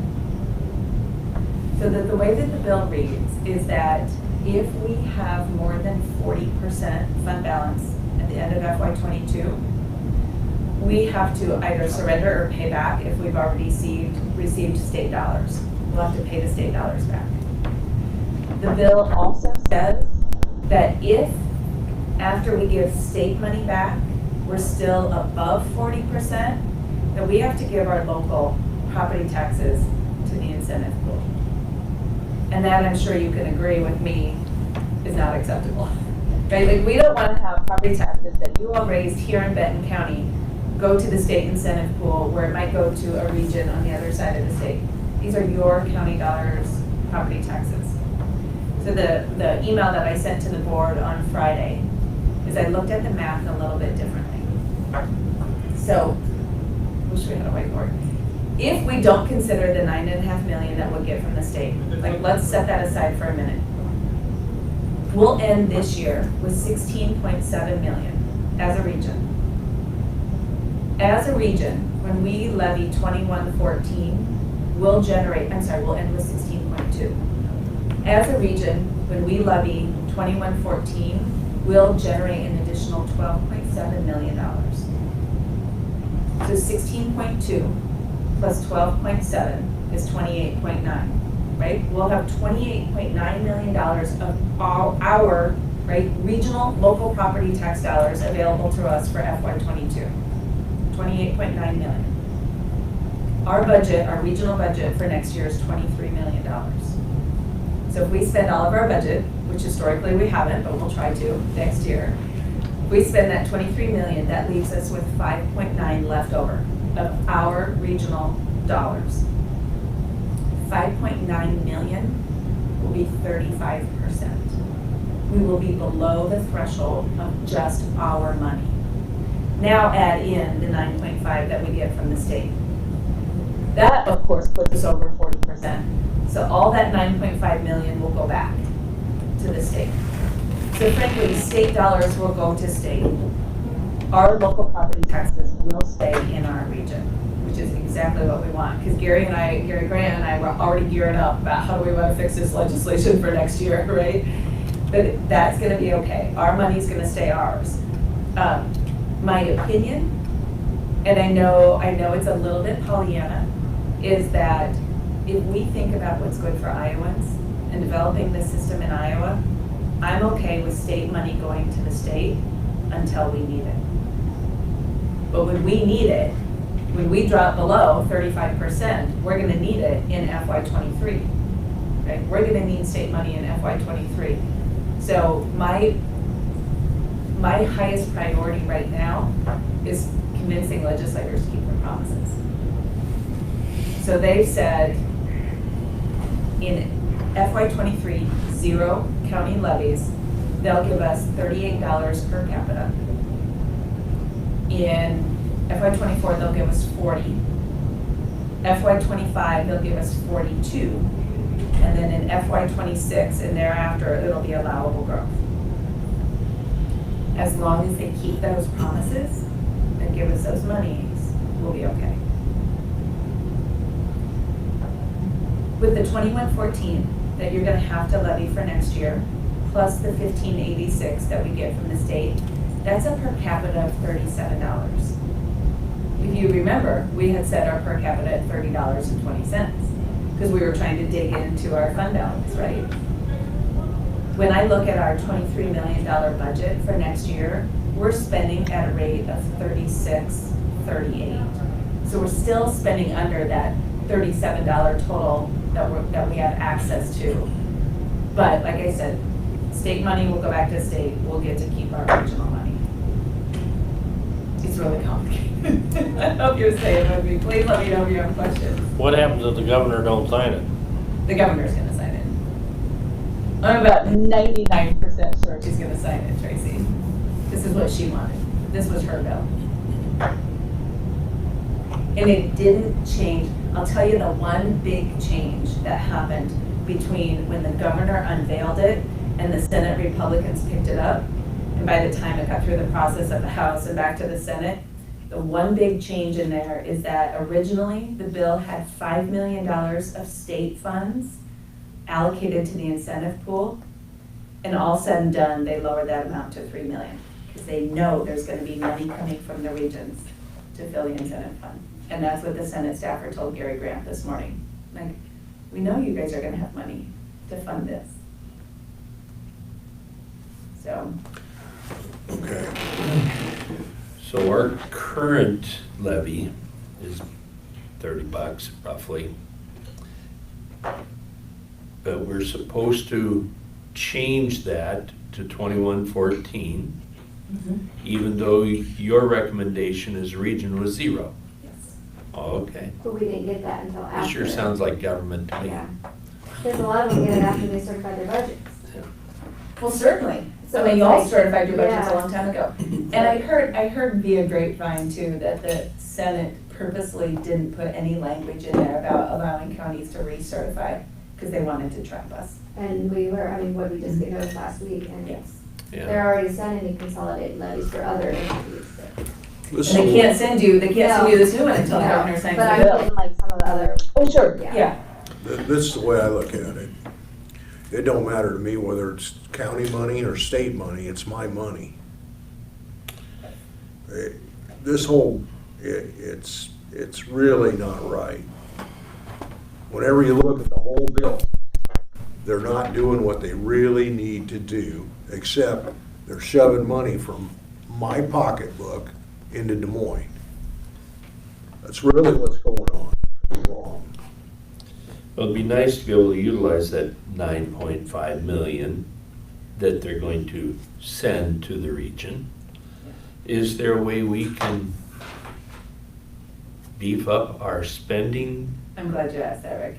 I have a conversation with the coordinators last week that in light of that 9.5 will put us over, way over our fund balance, that I suspect that we're gonna start getting requests for funding from all different corners of the region. Which is fine, right? If there's service development that needs to be done, I'm all for that. But I'm really thankful, and I put this in my email to the board on Friday, I'm really thankful that we, a year and 3 months ago, set a regional strategic plan. That we have a very clear path of where we're going. 2 weeks ago at our regional governing board meeting, I asked the board to set our yearly priority initiatives. So we have our marching orders for this year. I think that we can look at aggressive spending, but I want to keep it within the framework of those priorities that we've already identified as a region. That this stuff is important to us, rather than like fielding things from Sure. left field, center field, and right field, right? And things coming from, out of the woodwork. As long as it aligns with our strategic plan and the things that we've already said, this is important to us, this is what we want to do, then I think that will really take a hard look at it. But if it doesn't align with that strategic plan, I'm probably gonna say, I won't recommend funding it to the regional governing board. Does that make sense? Of course. Okay. Yeah. I know, like, if you're not. As long as we looking at- stay within the parameters, Yeah, spend it. yeah, exactly. Yeah. Okay. If those parameters are broad enough, I know we're not gonna get goofy. but- Well, I mean, exactly, exactly. And, we wrote the strategic plan pretty broadly on purpose. Because it's a 5-year plan, and that's why each year I ask the governing board to set the priority initiatives. Now we get specific. And for this year, what are we gonna work on? So our strategic plan is broad enough that I think that it'll allow us some creativity. That's all we can do in order to try to keep the money in Benton County. One other thing that we can do is file a lawsuit. Yeah, well, yeah, I know, it's a mess. well, just as she said, if the governor waits till the middle of June to sign it, you're not gonna have time for it to go into place. because I And guess so- they're putting the levies on taxes. Yeah, and you're gonna spend, no offense to attorneys, but, you're gonna spend a lot of money on attorney fees. that you might as well put towards doing something good for the, Polk Benton County County. people? for Benton County, I said, not Polk County. So, yeah, That's where our money's gonna end up. That's what the whole design of the bill I is. get that, I understand, but. One of the things that I want to point out with kind of some of our fear about it going to other regions too, is that there were a few regions that were really coming up against the wall with their funding of where their, their max per capita was set. And so they were really like, we're getting in trouble and we're gonna need to bail out pretty soon. Well, the $37, the total of $21.14 and $15.86, a total of $37, for a few of those regions is way higher than what their previous per capita was. And so it's gonna help them to be more healthy financially than they would have been. Right. Right, so there'll be less places that need help from that incentive pool. I also want to talk just really briefly about, in the bill, it says the Department of Human Services will enter into performance-based contracts with the region. It's sort of the department's ability to hold us accountable for service development of the services that are already in code, right? And I've had several conversations with Department of Human Services leadership in the last few weeks about that, and I don't have any problem with those performance-based contracts. The East Central region is progressive, we're innovative, we are moving forward in some ways faster than what the DHS is. In fact, I had a conversation with the DHS division administrator 2 weeks ago, and I said, I want to go here, like I want to go even further. And she's like, okay, we'll catch up, right? So I don't have any problem with those performance-based contracts. If you hear people talking about that, it's a way to hold us accountable, but we should be anyway. We should be moving our system forward. So I feel really comfortable with where we're at and our ability to meet the requirements of those performance-based contracts. I have some concern for smaller regions, who may not have that opportunity. I mean, we have a region in the state who has 29,000 people in it total out of 4, and there's 4 counties and they have 29,000 people, right? So, they may have a little bit harder time meeting the requirements of those performance-based contracts, but we're in a really good place. Gary had asked me last week, like, what do we say to legislators? And Gary Grant and I were talking about that this morning, and he said, are you telling me that our message is we'll make it work? And I said, only if we lead with, if you all keep your promises. If you all put those allocations in there that you've already said that you're going to hold that for however many years, I mean, at least the 4 years that they've got in the bill, then we'll be able to make it work.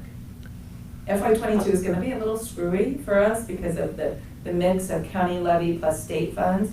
Then in FY23 and beyond, it's all state funds. So we really need them to keep their promises. And if you're talking to your local legislators, and I am too, know that's the message I'll be giving them.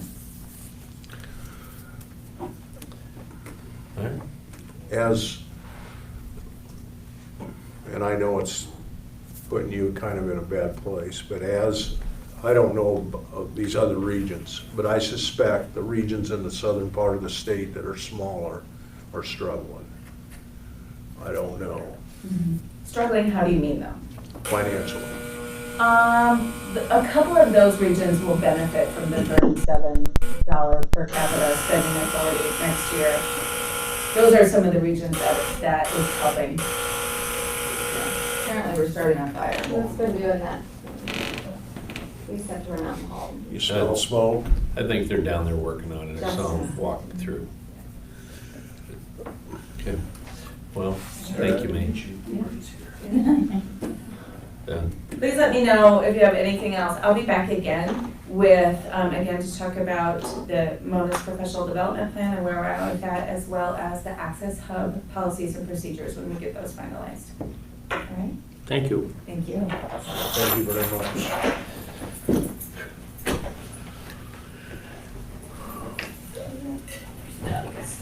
I already gave you the lock contract, Which one? the shelter lock. Okay. I think today you'll be receiving from the sun.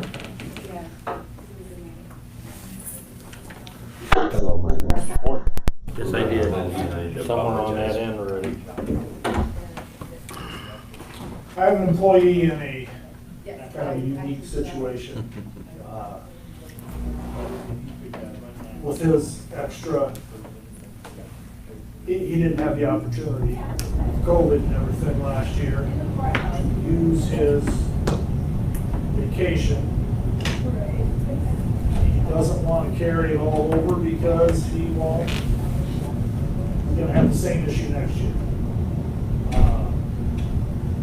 So we were looking, he was wondering about a way we could dispose of the extra vacation. So hopefully he doesn't run onto this issue again.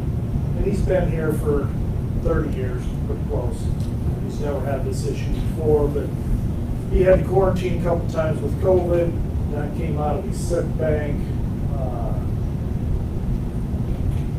What I'm thinking we can do is, in the handbook, it says we can carry over 80 hours. So we would carry the 80 hours over, go back and take his quarantine time. He had 2 high school kids. He may have quarantined, and I'm pretty sure he did twice. Yeah. Put that,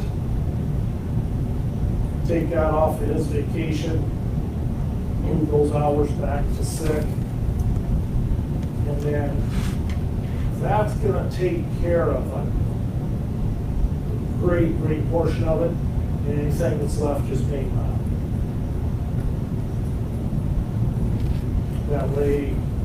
So out of that 118, what's the sick leave gonna take out of that?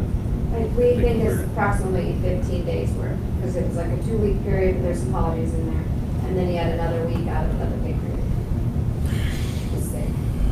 So you're talking 15 days Approximately 15 days approximately. worth of Okay. sick that he could use vacation day or hours for.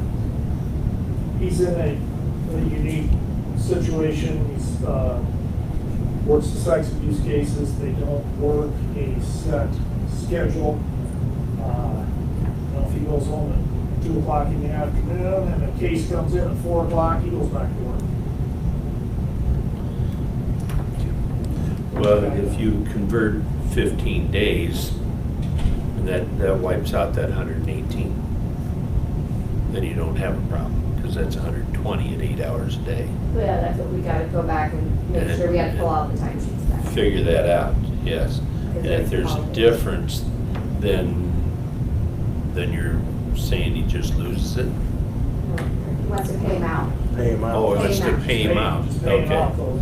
I couldn't quite hear, sorry. Yeah. He's topped out on vacation. He says, No offense, I don't but need that's a more can of vacation. worms. You know, Yeah, but I would say we would do this as a one-time thing. This is the only employee I've had this request from. we sit on a board where we have somebody that is way over on vacation time. And, yeah, and I'm sure Myron's got people that's over, so.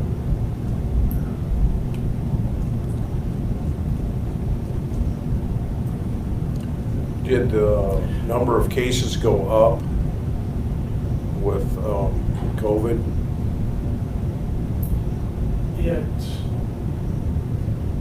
It's one of them things that's kind of strange. It seems like when it rains, it pours. They'll get 4 in a week sometimes. And then it's working on those, and things are looking pretty good. Maybe a couple more come in. Dry spells don't last long. So if you carry over, out of the 198, carry 80 over, that's 118, okay? Yep. The 15 days is 120, but I realize it may not be 15 days. It may be 12 days, just to pull that out of the air. Can he take 3 days off?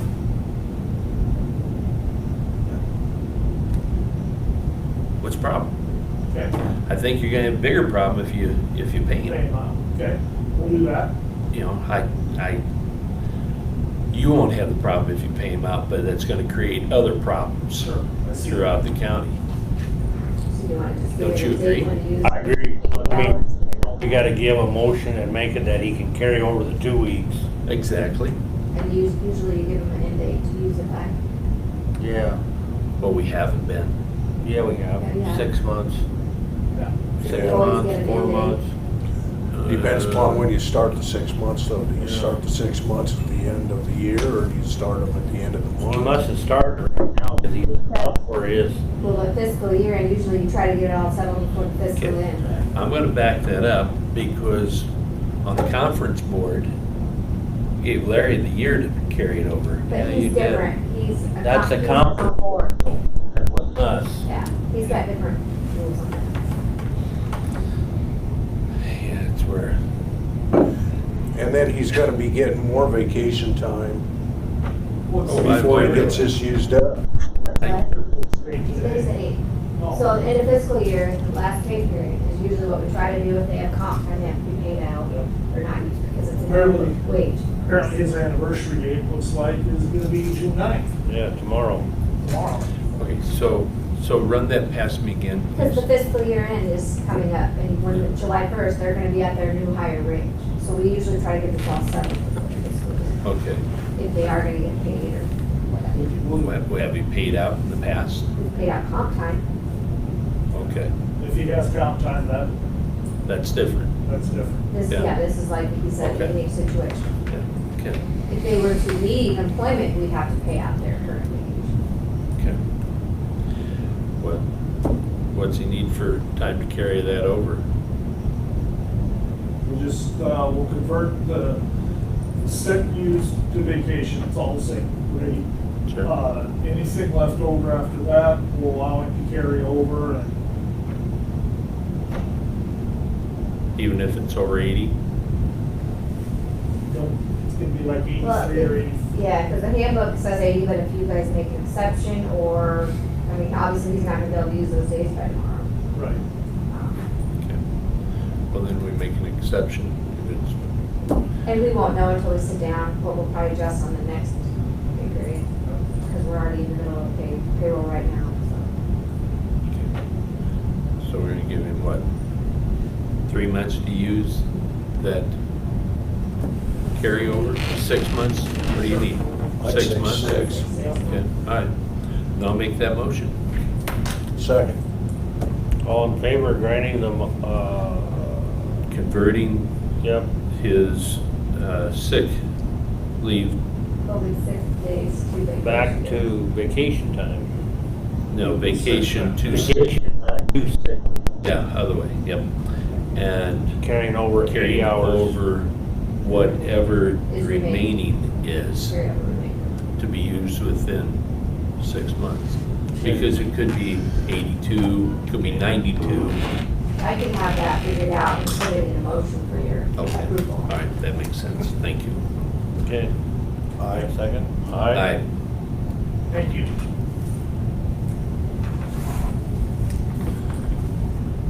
And then the law enforcement contract as well. And then my, Your law enforcement contract, that's pretty well where it's been, is the 20 hours, isn't it? Which city? Shelter, Yes. that's what I thought. Okay, how has that worked out? I'd say that's adequate. Okay. All right, not putting in more time than that? Or that's your average time, if you will? Okay. Some weeks you're probably putting 25, some you're putting 15, I'm guessing, so you can get it averaged. We do it, we figure it quarterly. Mhm. Sergeant Ryder once a week basically puts out a spreadsheet and says, here's where we're at, here's where we need to be. Okay, because I thought we had looked at this with, was that a 1 or a 3 year, window that we were looking at with Shellsburg, because they went from their own law enforcement. Yeah, no, we're adequate there. Okay, I don't recall the window, but that's adequate. okay, all right. So I'll make a moved. motion, okay, and I'll second it. All in favor of granting the law enforcement contract with City of Shelburne. Aye. Aye. Aye. Need your signature, sir. Not yours, his. And then shortly after the 1st of July, I'll come to the board with it. We'll be sending out a letter that we're gonna increase that $25 an hour. Oh, We don't hit them, you know, we don't go $4 of increase. We'll go $1, $1.50. Because I know they've got budgets to meet also. We'll keep inching our way to cover the costs. got a long ways to go for that, though. Got a long ways to Oh, go. hey, look, Yeah, when you need mileage in by. well, the next claim run, so you have to get it to us by Wednesday, the 16th. You have to turn it in by next Wednesday. Okay. I think I got the whole year. So you Yeah. better get it in. Or thank you. Myron. Marty. Take your pick. I need to go to the restroom. How's that? Okay. Collect your thoughts. Myron's got his collected. I know. I'm supposed to would call stand Roy up. back later, so. But I don't know if he listened on part of that. Because Audio on. he said it could be a couple months, actually, not, they're gonna meet next week, but they wanna kill some weeds and stuff first. So if he has your blessing, I suppose he could give you some notice, like your employees could move it to that location or whatever by that Saturday. That would be, yeah, I mean, preferable, provided we're not using Right. it, you know, and moving it on Friday afternoon becomes a challenge Right. or a So bigger hindrance. you probably, if they give him the approval, you'll just have to, you'll have to communicate back and forth.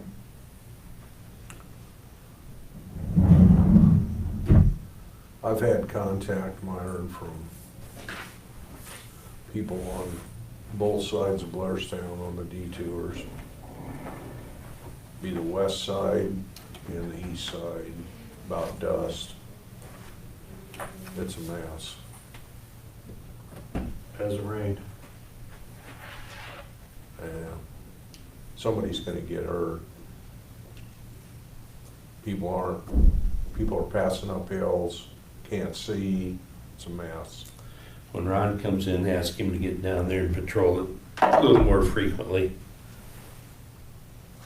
That might stop some of it. Might, I said. You talking about Blairstown? Yeah, the detour. Okay, Myron. People are passing uphill in the dust. Ron, you might want to listen to this, Okay. if you would, please. People are passing up hills.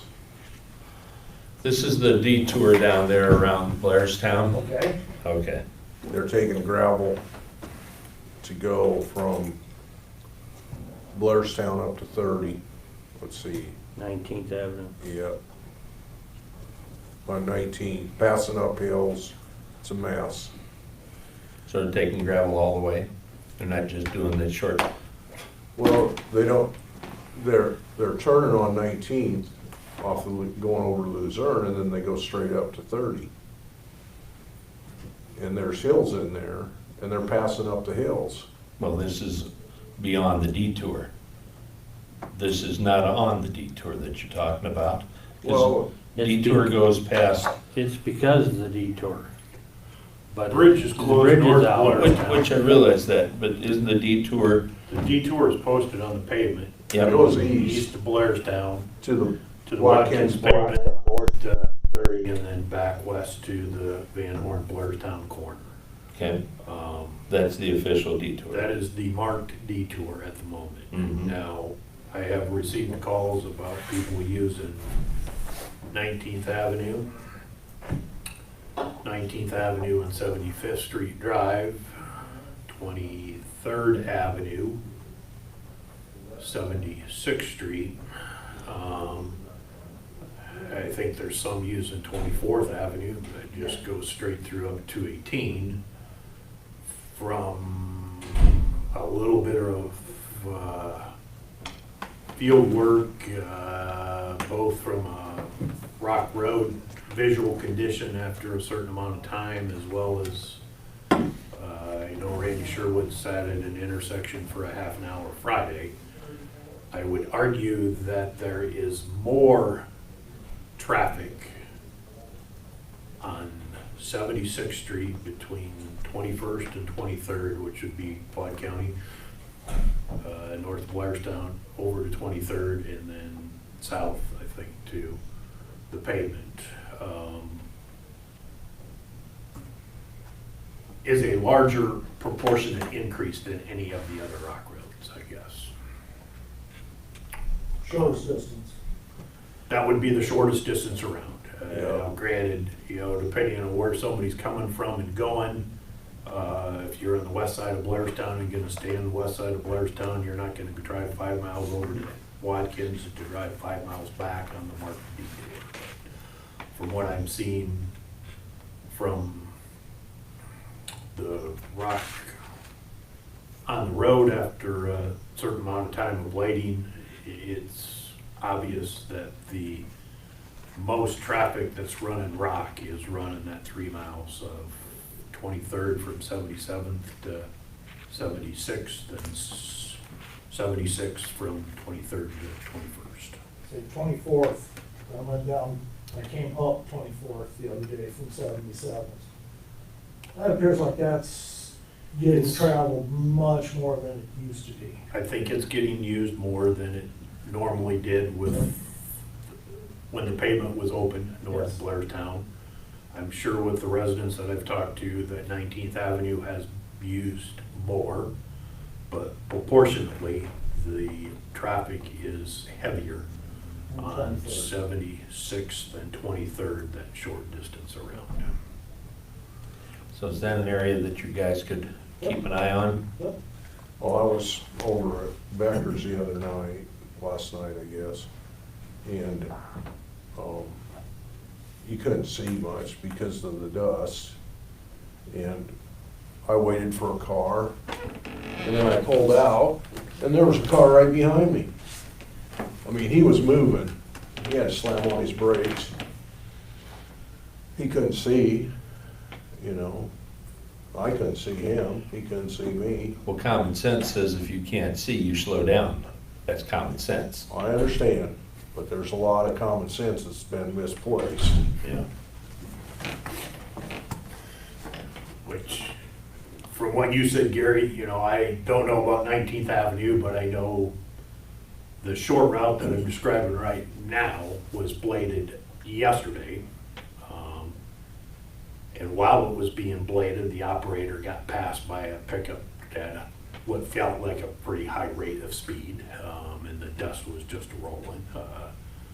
This morning I drove that to put it all in perspective again, and one of the construction workers on the bridge was on the north side and was going back to the south side, and I happened to turn around right there north of town. After I'd come from the east, I was going to go back west and make a couple notes, and his dust was so bad that I just stopped at Quad County and waited for a while and then continued east.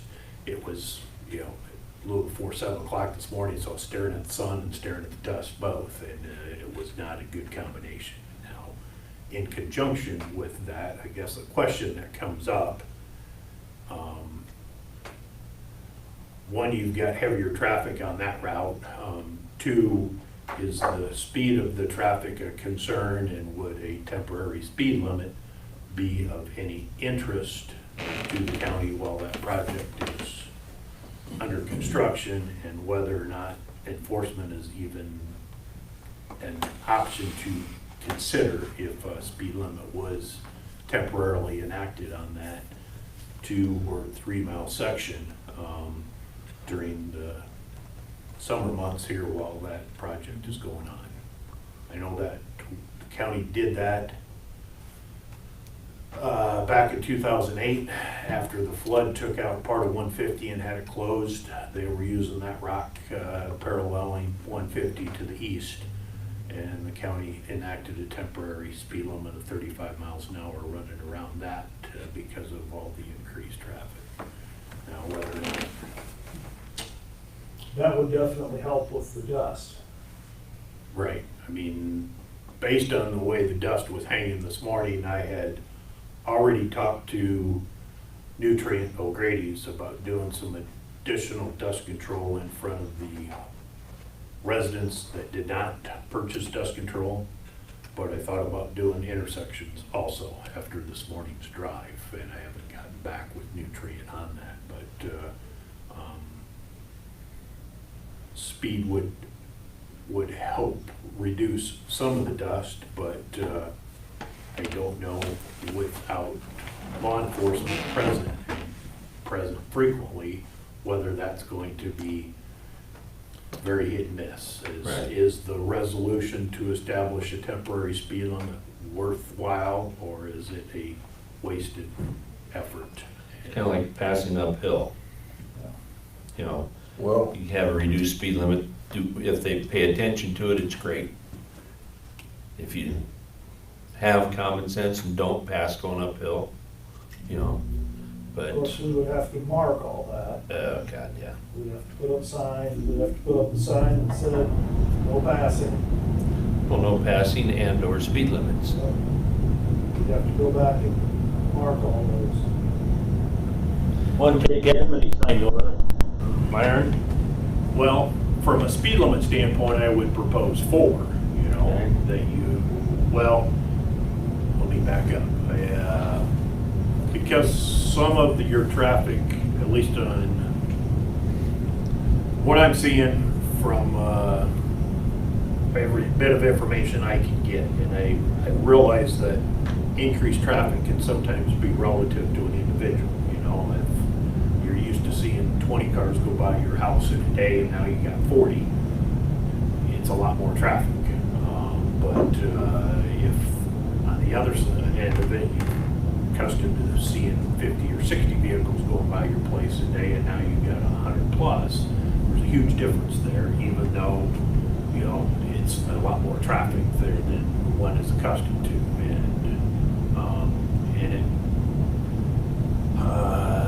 I'm wondering if 19th Avenue isn't more a small peak, morning interval, late afternoon, early evening interval, and the rest of the day isn't bad on 19th Avenue.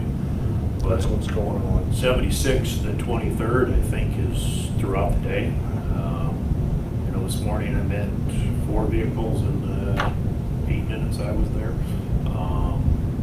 I do know that there is some traffic that is using 23rd that doesn't use 76th, and so it appears that 76th is got a little bit more traffic on it than 23rd, and I'm talking kind of the shortest detour route.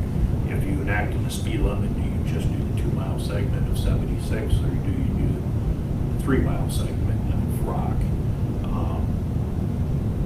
So the easier way to answer your question might be probably 2 signs per mile.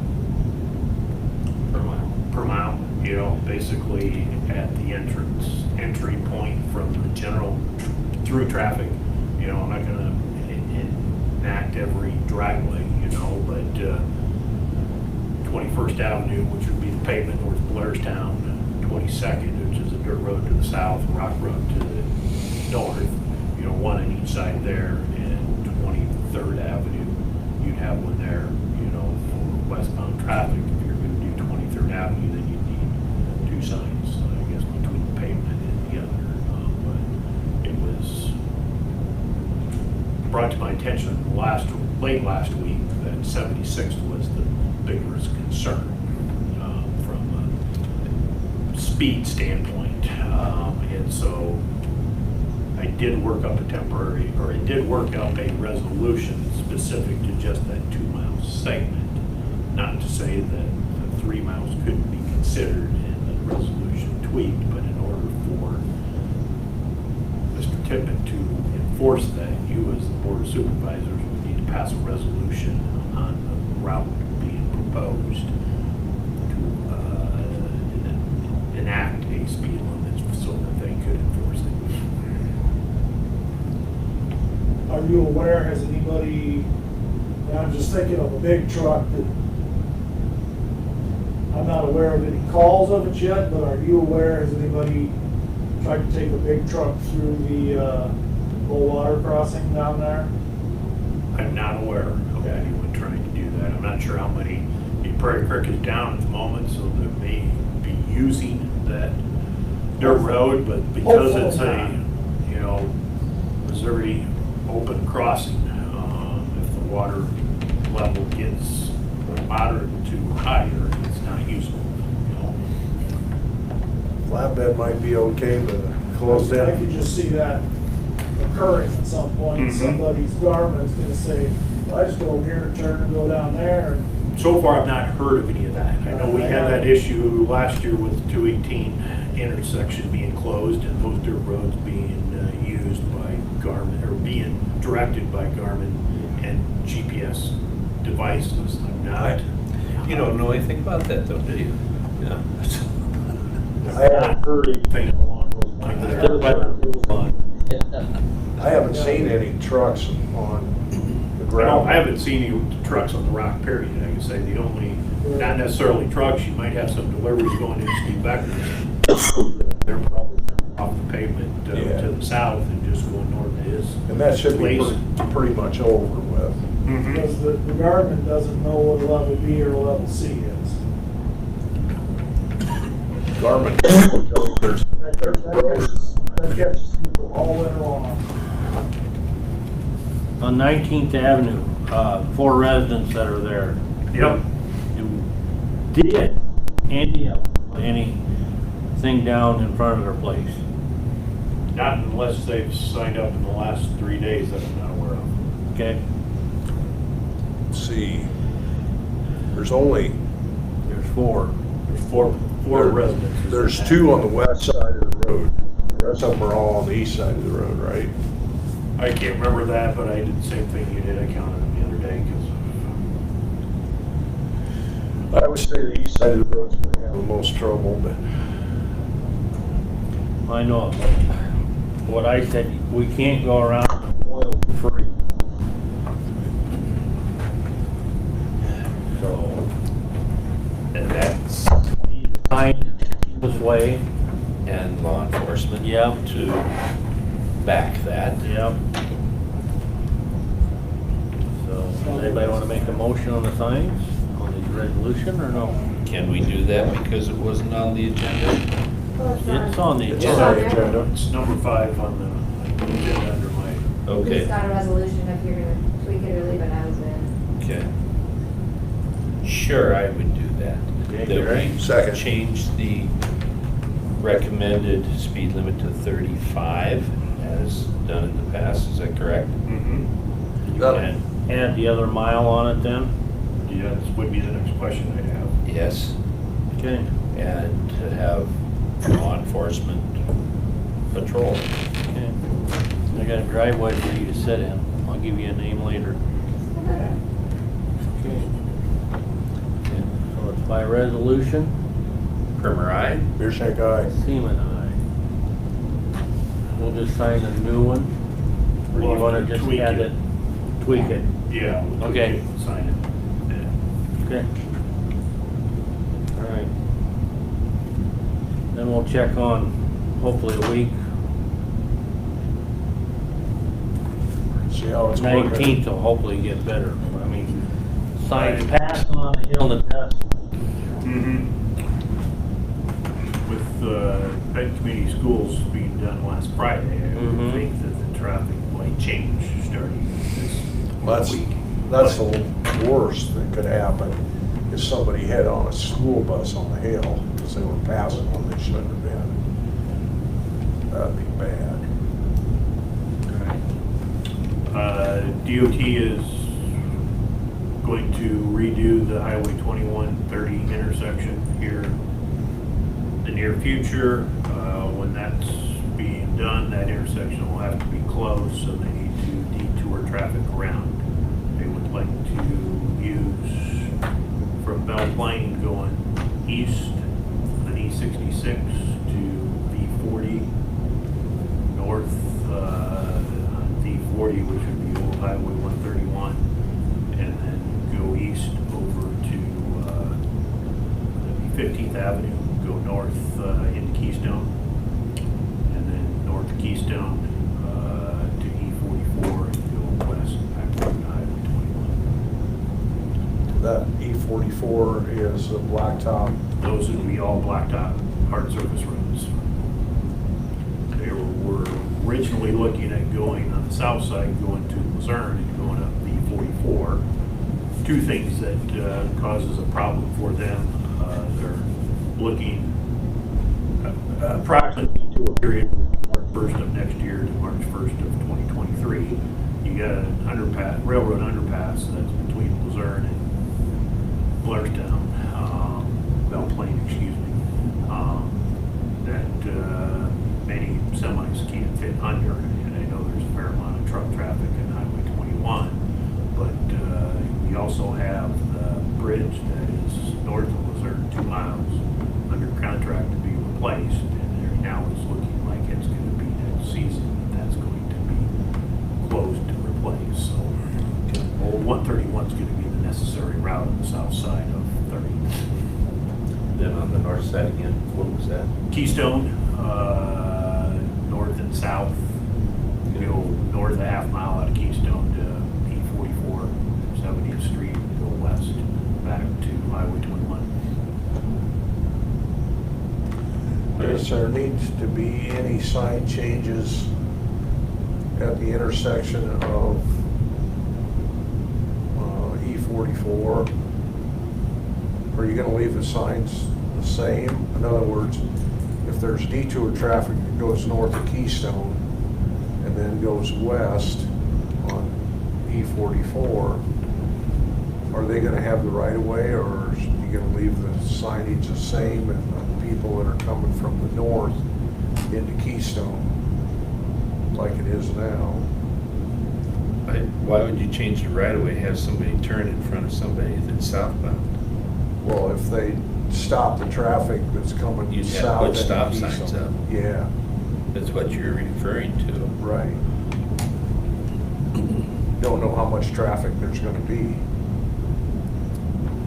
So you'd make a 4-way stop out of it. You'd almost have to put up flashing lights with that, because it's not normal, it's not something they've been doing.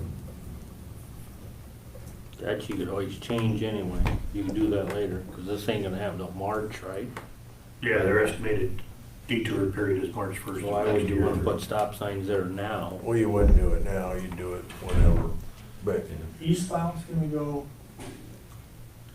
down through Luzerne, or down 131. yeah. North side of the intersection would be Elbron Corner east to Keystone and south through Keystone. South segment would be Old 131 south to west into Belle Plaine. Okay. So they're gonna go through, basically that whole section's gonna be, or the junction's gonna be out of there. Mm-hmm. So if they're coming from the west, and take what, V18 in Tama County? Are you gonna leave Highway 30 open? And just close 21? Mm-hmm. Okay. Oh, okay, That'll be much I see. better. All right, yeah. Yeah, Okay. I'm sure it'll be very similar to what 218 Yep. project Yes. was. There will Okay. probably be a time when we'll have to close 30 down to set beams over top of the highway, but that would be done in the middle of the night when the traffic is the lightest. Yeah. And that was, I think, is probably intermittent, that they would stop traffic while the beams were being lifted and put in place, and then once they're Okay, makes sense. safely in place, they could open traffic back up, and, might be a half-hour periods, and then open back up for an hour, and then a half-hour closure, and, Next spring we'll start that. correct. Okay. Plans are being finalized, I think, and going out, and that the bids will be received later this fall, but the work isn't proposed to close things down until March 1st is what I'm being asked, or being told from the DOT. So the DOT has an agreement. I either need approval from you to sign as the county's representative or just have the chairman sign it, whichever you prefer to do. I have the agreement in hand. I think in the past, we've been having you sign them, because aren't they electronic? Yeah, I mean, I'm gonna scan it and No send it offense, to it's, them. it's just easier. Okay, I'll make the motion that we authorize the engineer to sign that. We'll just say signature. Yeah. Can I Second. All in favor? Aye. Aye. Secondary Roads needs to replace one of the truck-mounted excavators. The Great All XL 4100 is actually the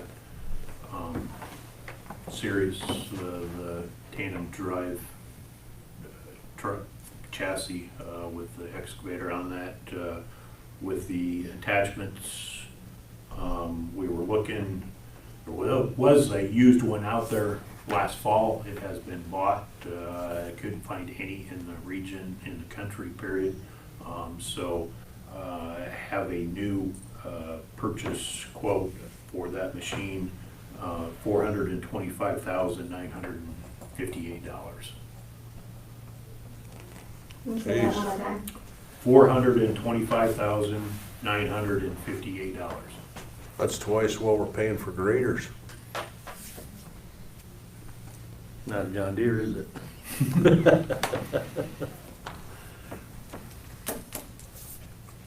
You have two of them, one's a tandem, one's a We have two single axle. tandems and one Oh, so you four-wheel got drive. three. Yeah, we have three. And we had all three of them down earlier this spring with issues. And parts availability for that is more or less being made as the problem creates itself. And we've got all three of them back running. But actually, two of them have got a decent amount of hours and wear and tear on them. They need to be replaced. And so Because you just replaced one a couple of years ago, didn't you? Mhm. That's what I thought. Okay. Maybe you can get the mental health region to buy one. And store it in Benton County, There you go. since they have Well, I'm sure there are, people stressed out over it. over the roads. Yeah. You suppose there's gonna be anything come on the market? No, Gradle's making machines by orders only right now. Fortunately, Gradle has a field representative that lives in Benton County, so we get excellent assistance when things along those lines, and direct answers, whether sometimes it may be faster and cheaper for you to go to somewhere else to have parts. Got Sadler doing some machine work to do some repair on one of those machines right now, instead of having to buy an entire housing unit when you just need a part in the housing unit. And Gary Kane is helpful in offering assistance on where there's better options than going just to manufacturer's dealerships. So Well, what was the price on this used one that got away from us? 375, 380, somewhere in that price range, I think it was. About a 10% savings, sounds like. Yeah. So, do you operate at least two of them most of the time? Yes, we do. And you've got a third one for a fallback, Mhm. obviously. Actually, we have what are called limb shears, scissors type deal, and all three of them will get used in the wintertime if it's an open winter doing brush cutting and things like that. So And how long will it take to get one of these? didn't sound like it was gonna be more than about 60 to 90 days, so. Wow. That'll come out of 22 budget then, right? Correct. Okay. Well, then I make a motion that we approve that quote and get it coming. Okay. Gary? Reluctantly second. On motion of purchasing a Great All XL 4100 truck mounted excavator. Aye. Aye. Can I learn how to run that too? No. You're over your allotment for the month. A couple weeks ago, I brought to you an individual that we were hiring as a mechanic to fill a future void. I think next month I'm losing 2 mechanics. Going to get that official word here, I'm sure shortly. But while we were interviewing, there were 2 people that we felt worth hiring as mechanics. I messed up on the agenda, but it's Taylor Pluhaw to start next Monday at a starting wage of $21.24. Motion. And seconded. And that's resolution 2. Okay. Primer aye. Beer shank aye. Seaman, aye. You're your mechanic. And we were talking bridges to start my conversation. North of Schmieke Equipment on 30th Avenue Drive, that bridge that was being replaced. Got the approaches done last week, and Friday afternoon we were able to open that traffic. The old bridge had a bridge embargo on it, so I have a resolution for removing the embargo off of the bridge location, so that new one isn't restricted to what the old one used to be. Make the motion that we remove that embargo. Second. All in favor of removing the embargo? Aye. Aye. Aye.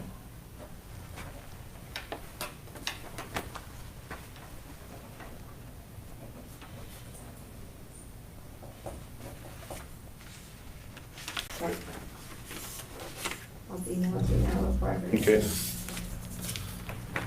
Or just let my hard work down with it. I figured that'd be easier probably. You guys That'd be great. gave a blessing, please. Yeah, so we don't necessarily need to take any formal action with it.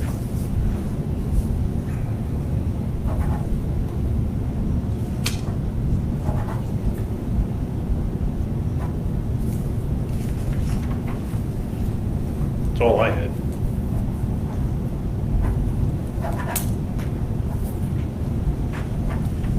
Thank you, sir.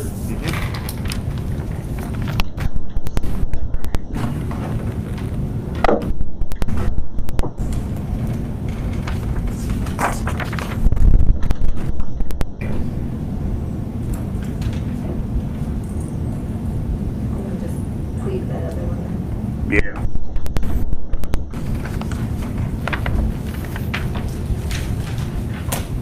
Mr. Thompson. Oh, so you get my agenda item? I'm here today to talk to you about an early retirement plan, but I would recommend that you folks go to start the meeting into an exempt session to have a one-on-one conversation with me and our HR director before we then come back out into what would be an open session. So an exempt session would be pursuant to section 21.9 of the Iowa Code, and you're not required to record that. Make that motion, we do it. Go into that closed session. It's an exempt session under Exempt section session. 21.9, Okay, because we're going to discuss employment strategies. what he said. Okay. Second. All in favor of going into exempt session? Aye. Aye. Aye. And then for purposes of this session, it's maintained for probably at least a full decade or more, an early retirement plan that's still available that covers non-union county employees only. That plan is still in effect. Would be a short-term offering if the board decides to go this route of a second early retirement plan. This early retirement plan would be open for a short window if the board approves it. The talk is it would be open for the next 90 days. It would allow an employee that in any department, unionized, non-unionized, if they meet the qualifications and take a bona fide IPERS retirement, the county would pay them a severance package of 3 months of their salary. The county would maintain their insurance for 3 months. During that 3-month period, the employee would have to pay the county back for their employee share of the monthly insurance. This would be a one-time offering for 90 days. It would be a standalone policy, meaning you couldn't have a non-union employee take the old early retirement plan and this one at the same time and combine it. It'd be a one-off, this or the other, if you're eligible for the other, but not both, if that makes sense. The board was talking about this as a viable alternative or plan that could allow the county to allow good, long-serving county employees, if they decided they wanted to avail themselves of this plan, to make an exit. And at the same time, the county would be able to replace those personnel with folks that are, at the lower end of the pay scale, so to speak. So that is the gist of the plan. It would be administered and advertised by our new HR director, Kirsten Nelson. And if there's any questions, this would be a good time for them. I will say this though, real quick. I had mentioned the framework of this plan in conversations with the sheriff and Myron, because they have the two biggest departments, and one of the questions, they can speak for themselves, was if we did something like this, would it cause undue hardship to your department? Would you have a mass exodus, so to speak? They can speak to that themselves. I got the feeling that they didn't think it was a problem. So, and I know that one of them in particular was, in favor of it, so. Questions, anybody?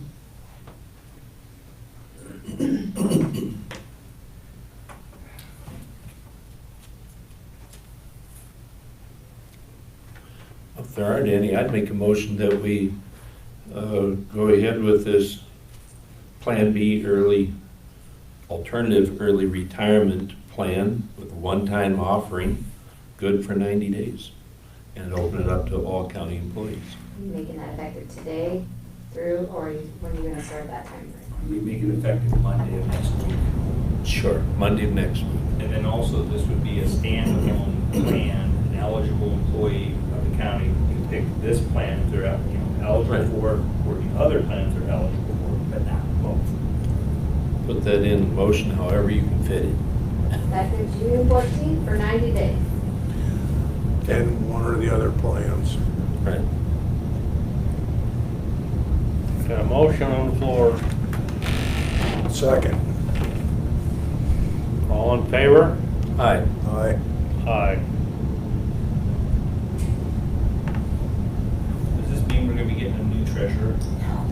I'm just asking because I'm confused. I haven't met my IPERS requirement yet. I'm not trying to force your hand. Hey, I've been here a year and. Anything else, sir? No, I believe Well, we're then done. I'll go to item 15, make a motion, we adjourn. Okay, Gary? Second. I don't have. All in favor? Aye. Aye.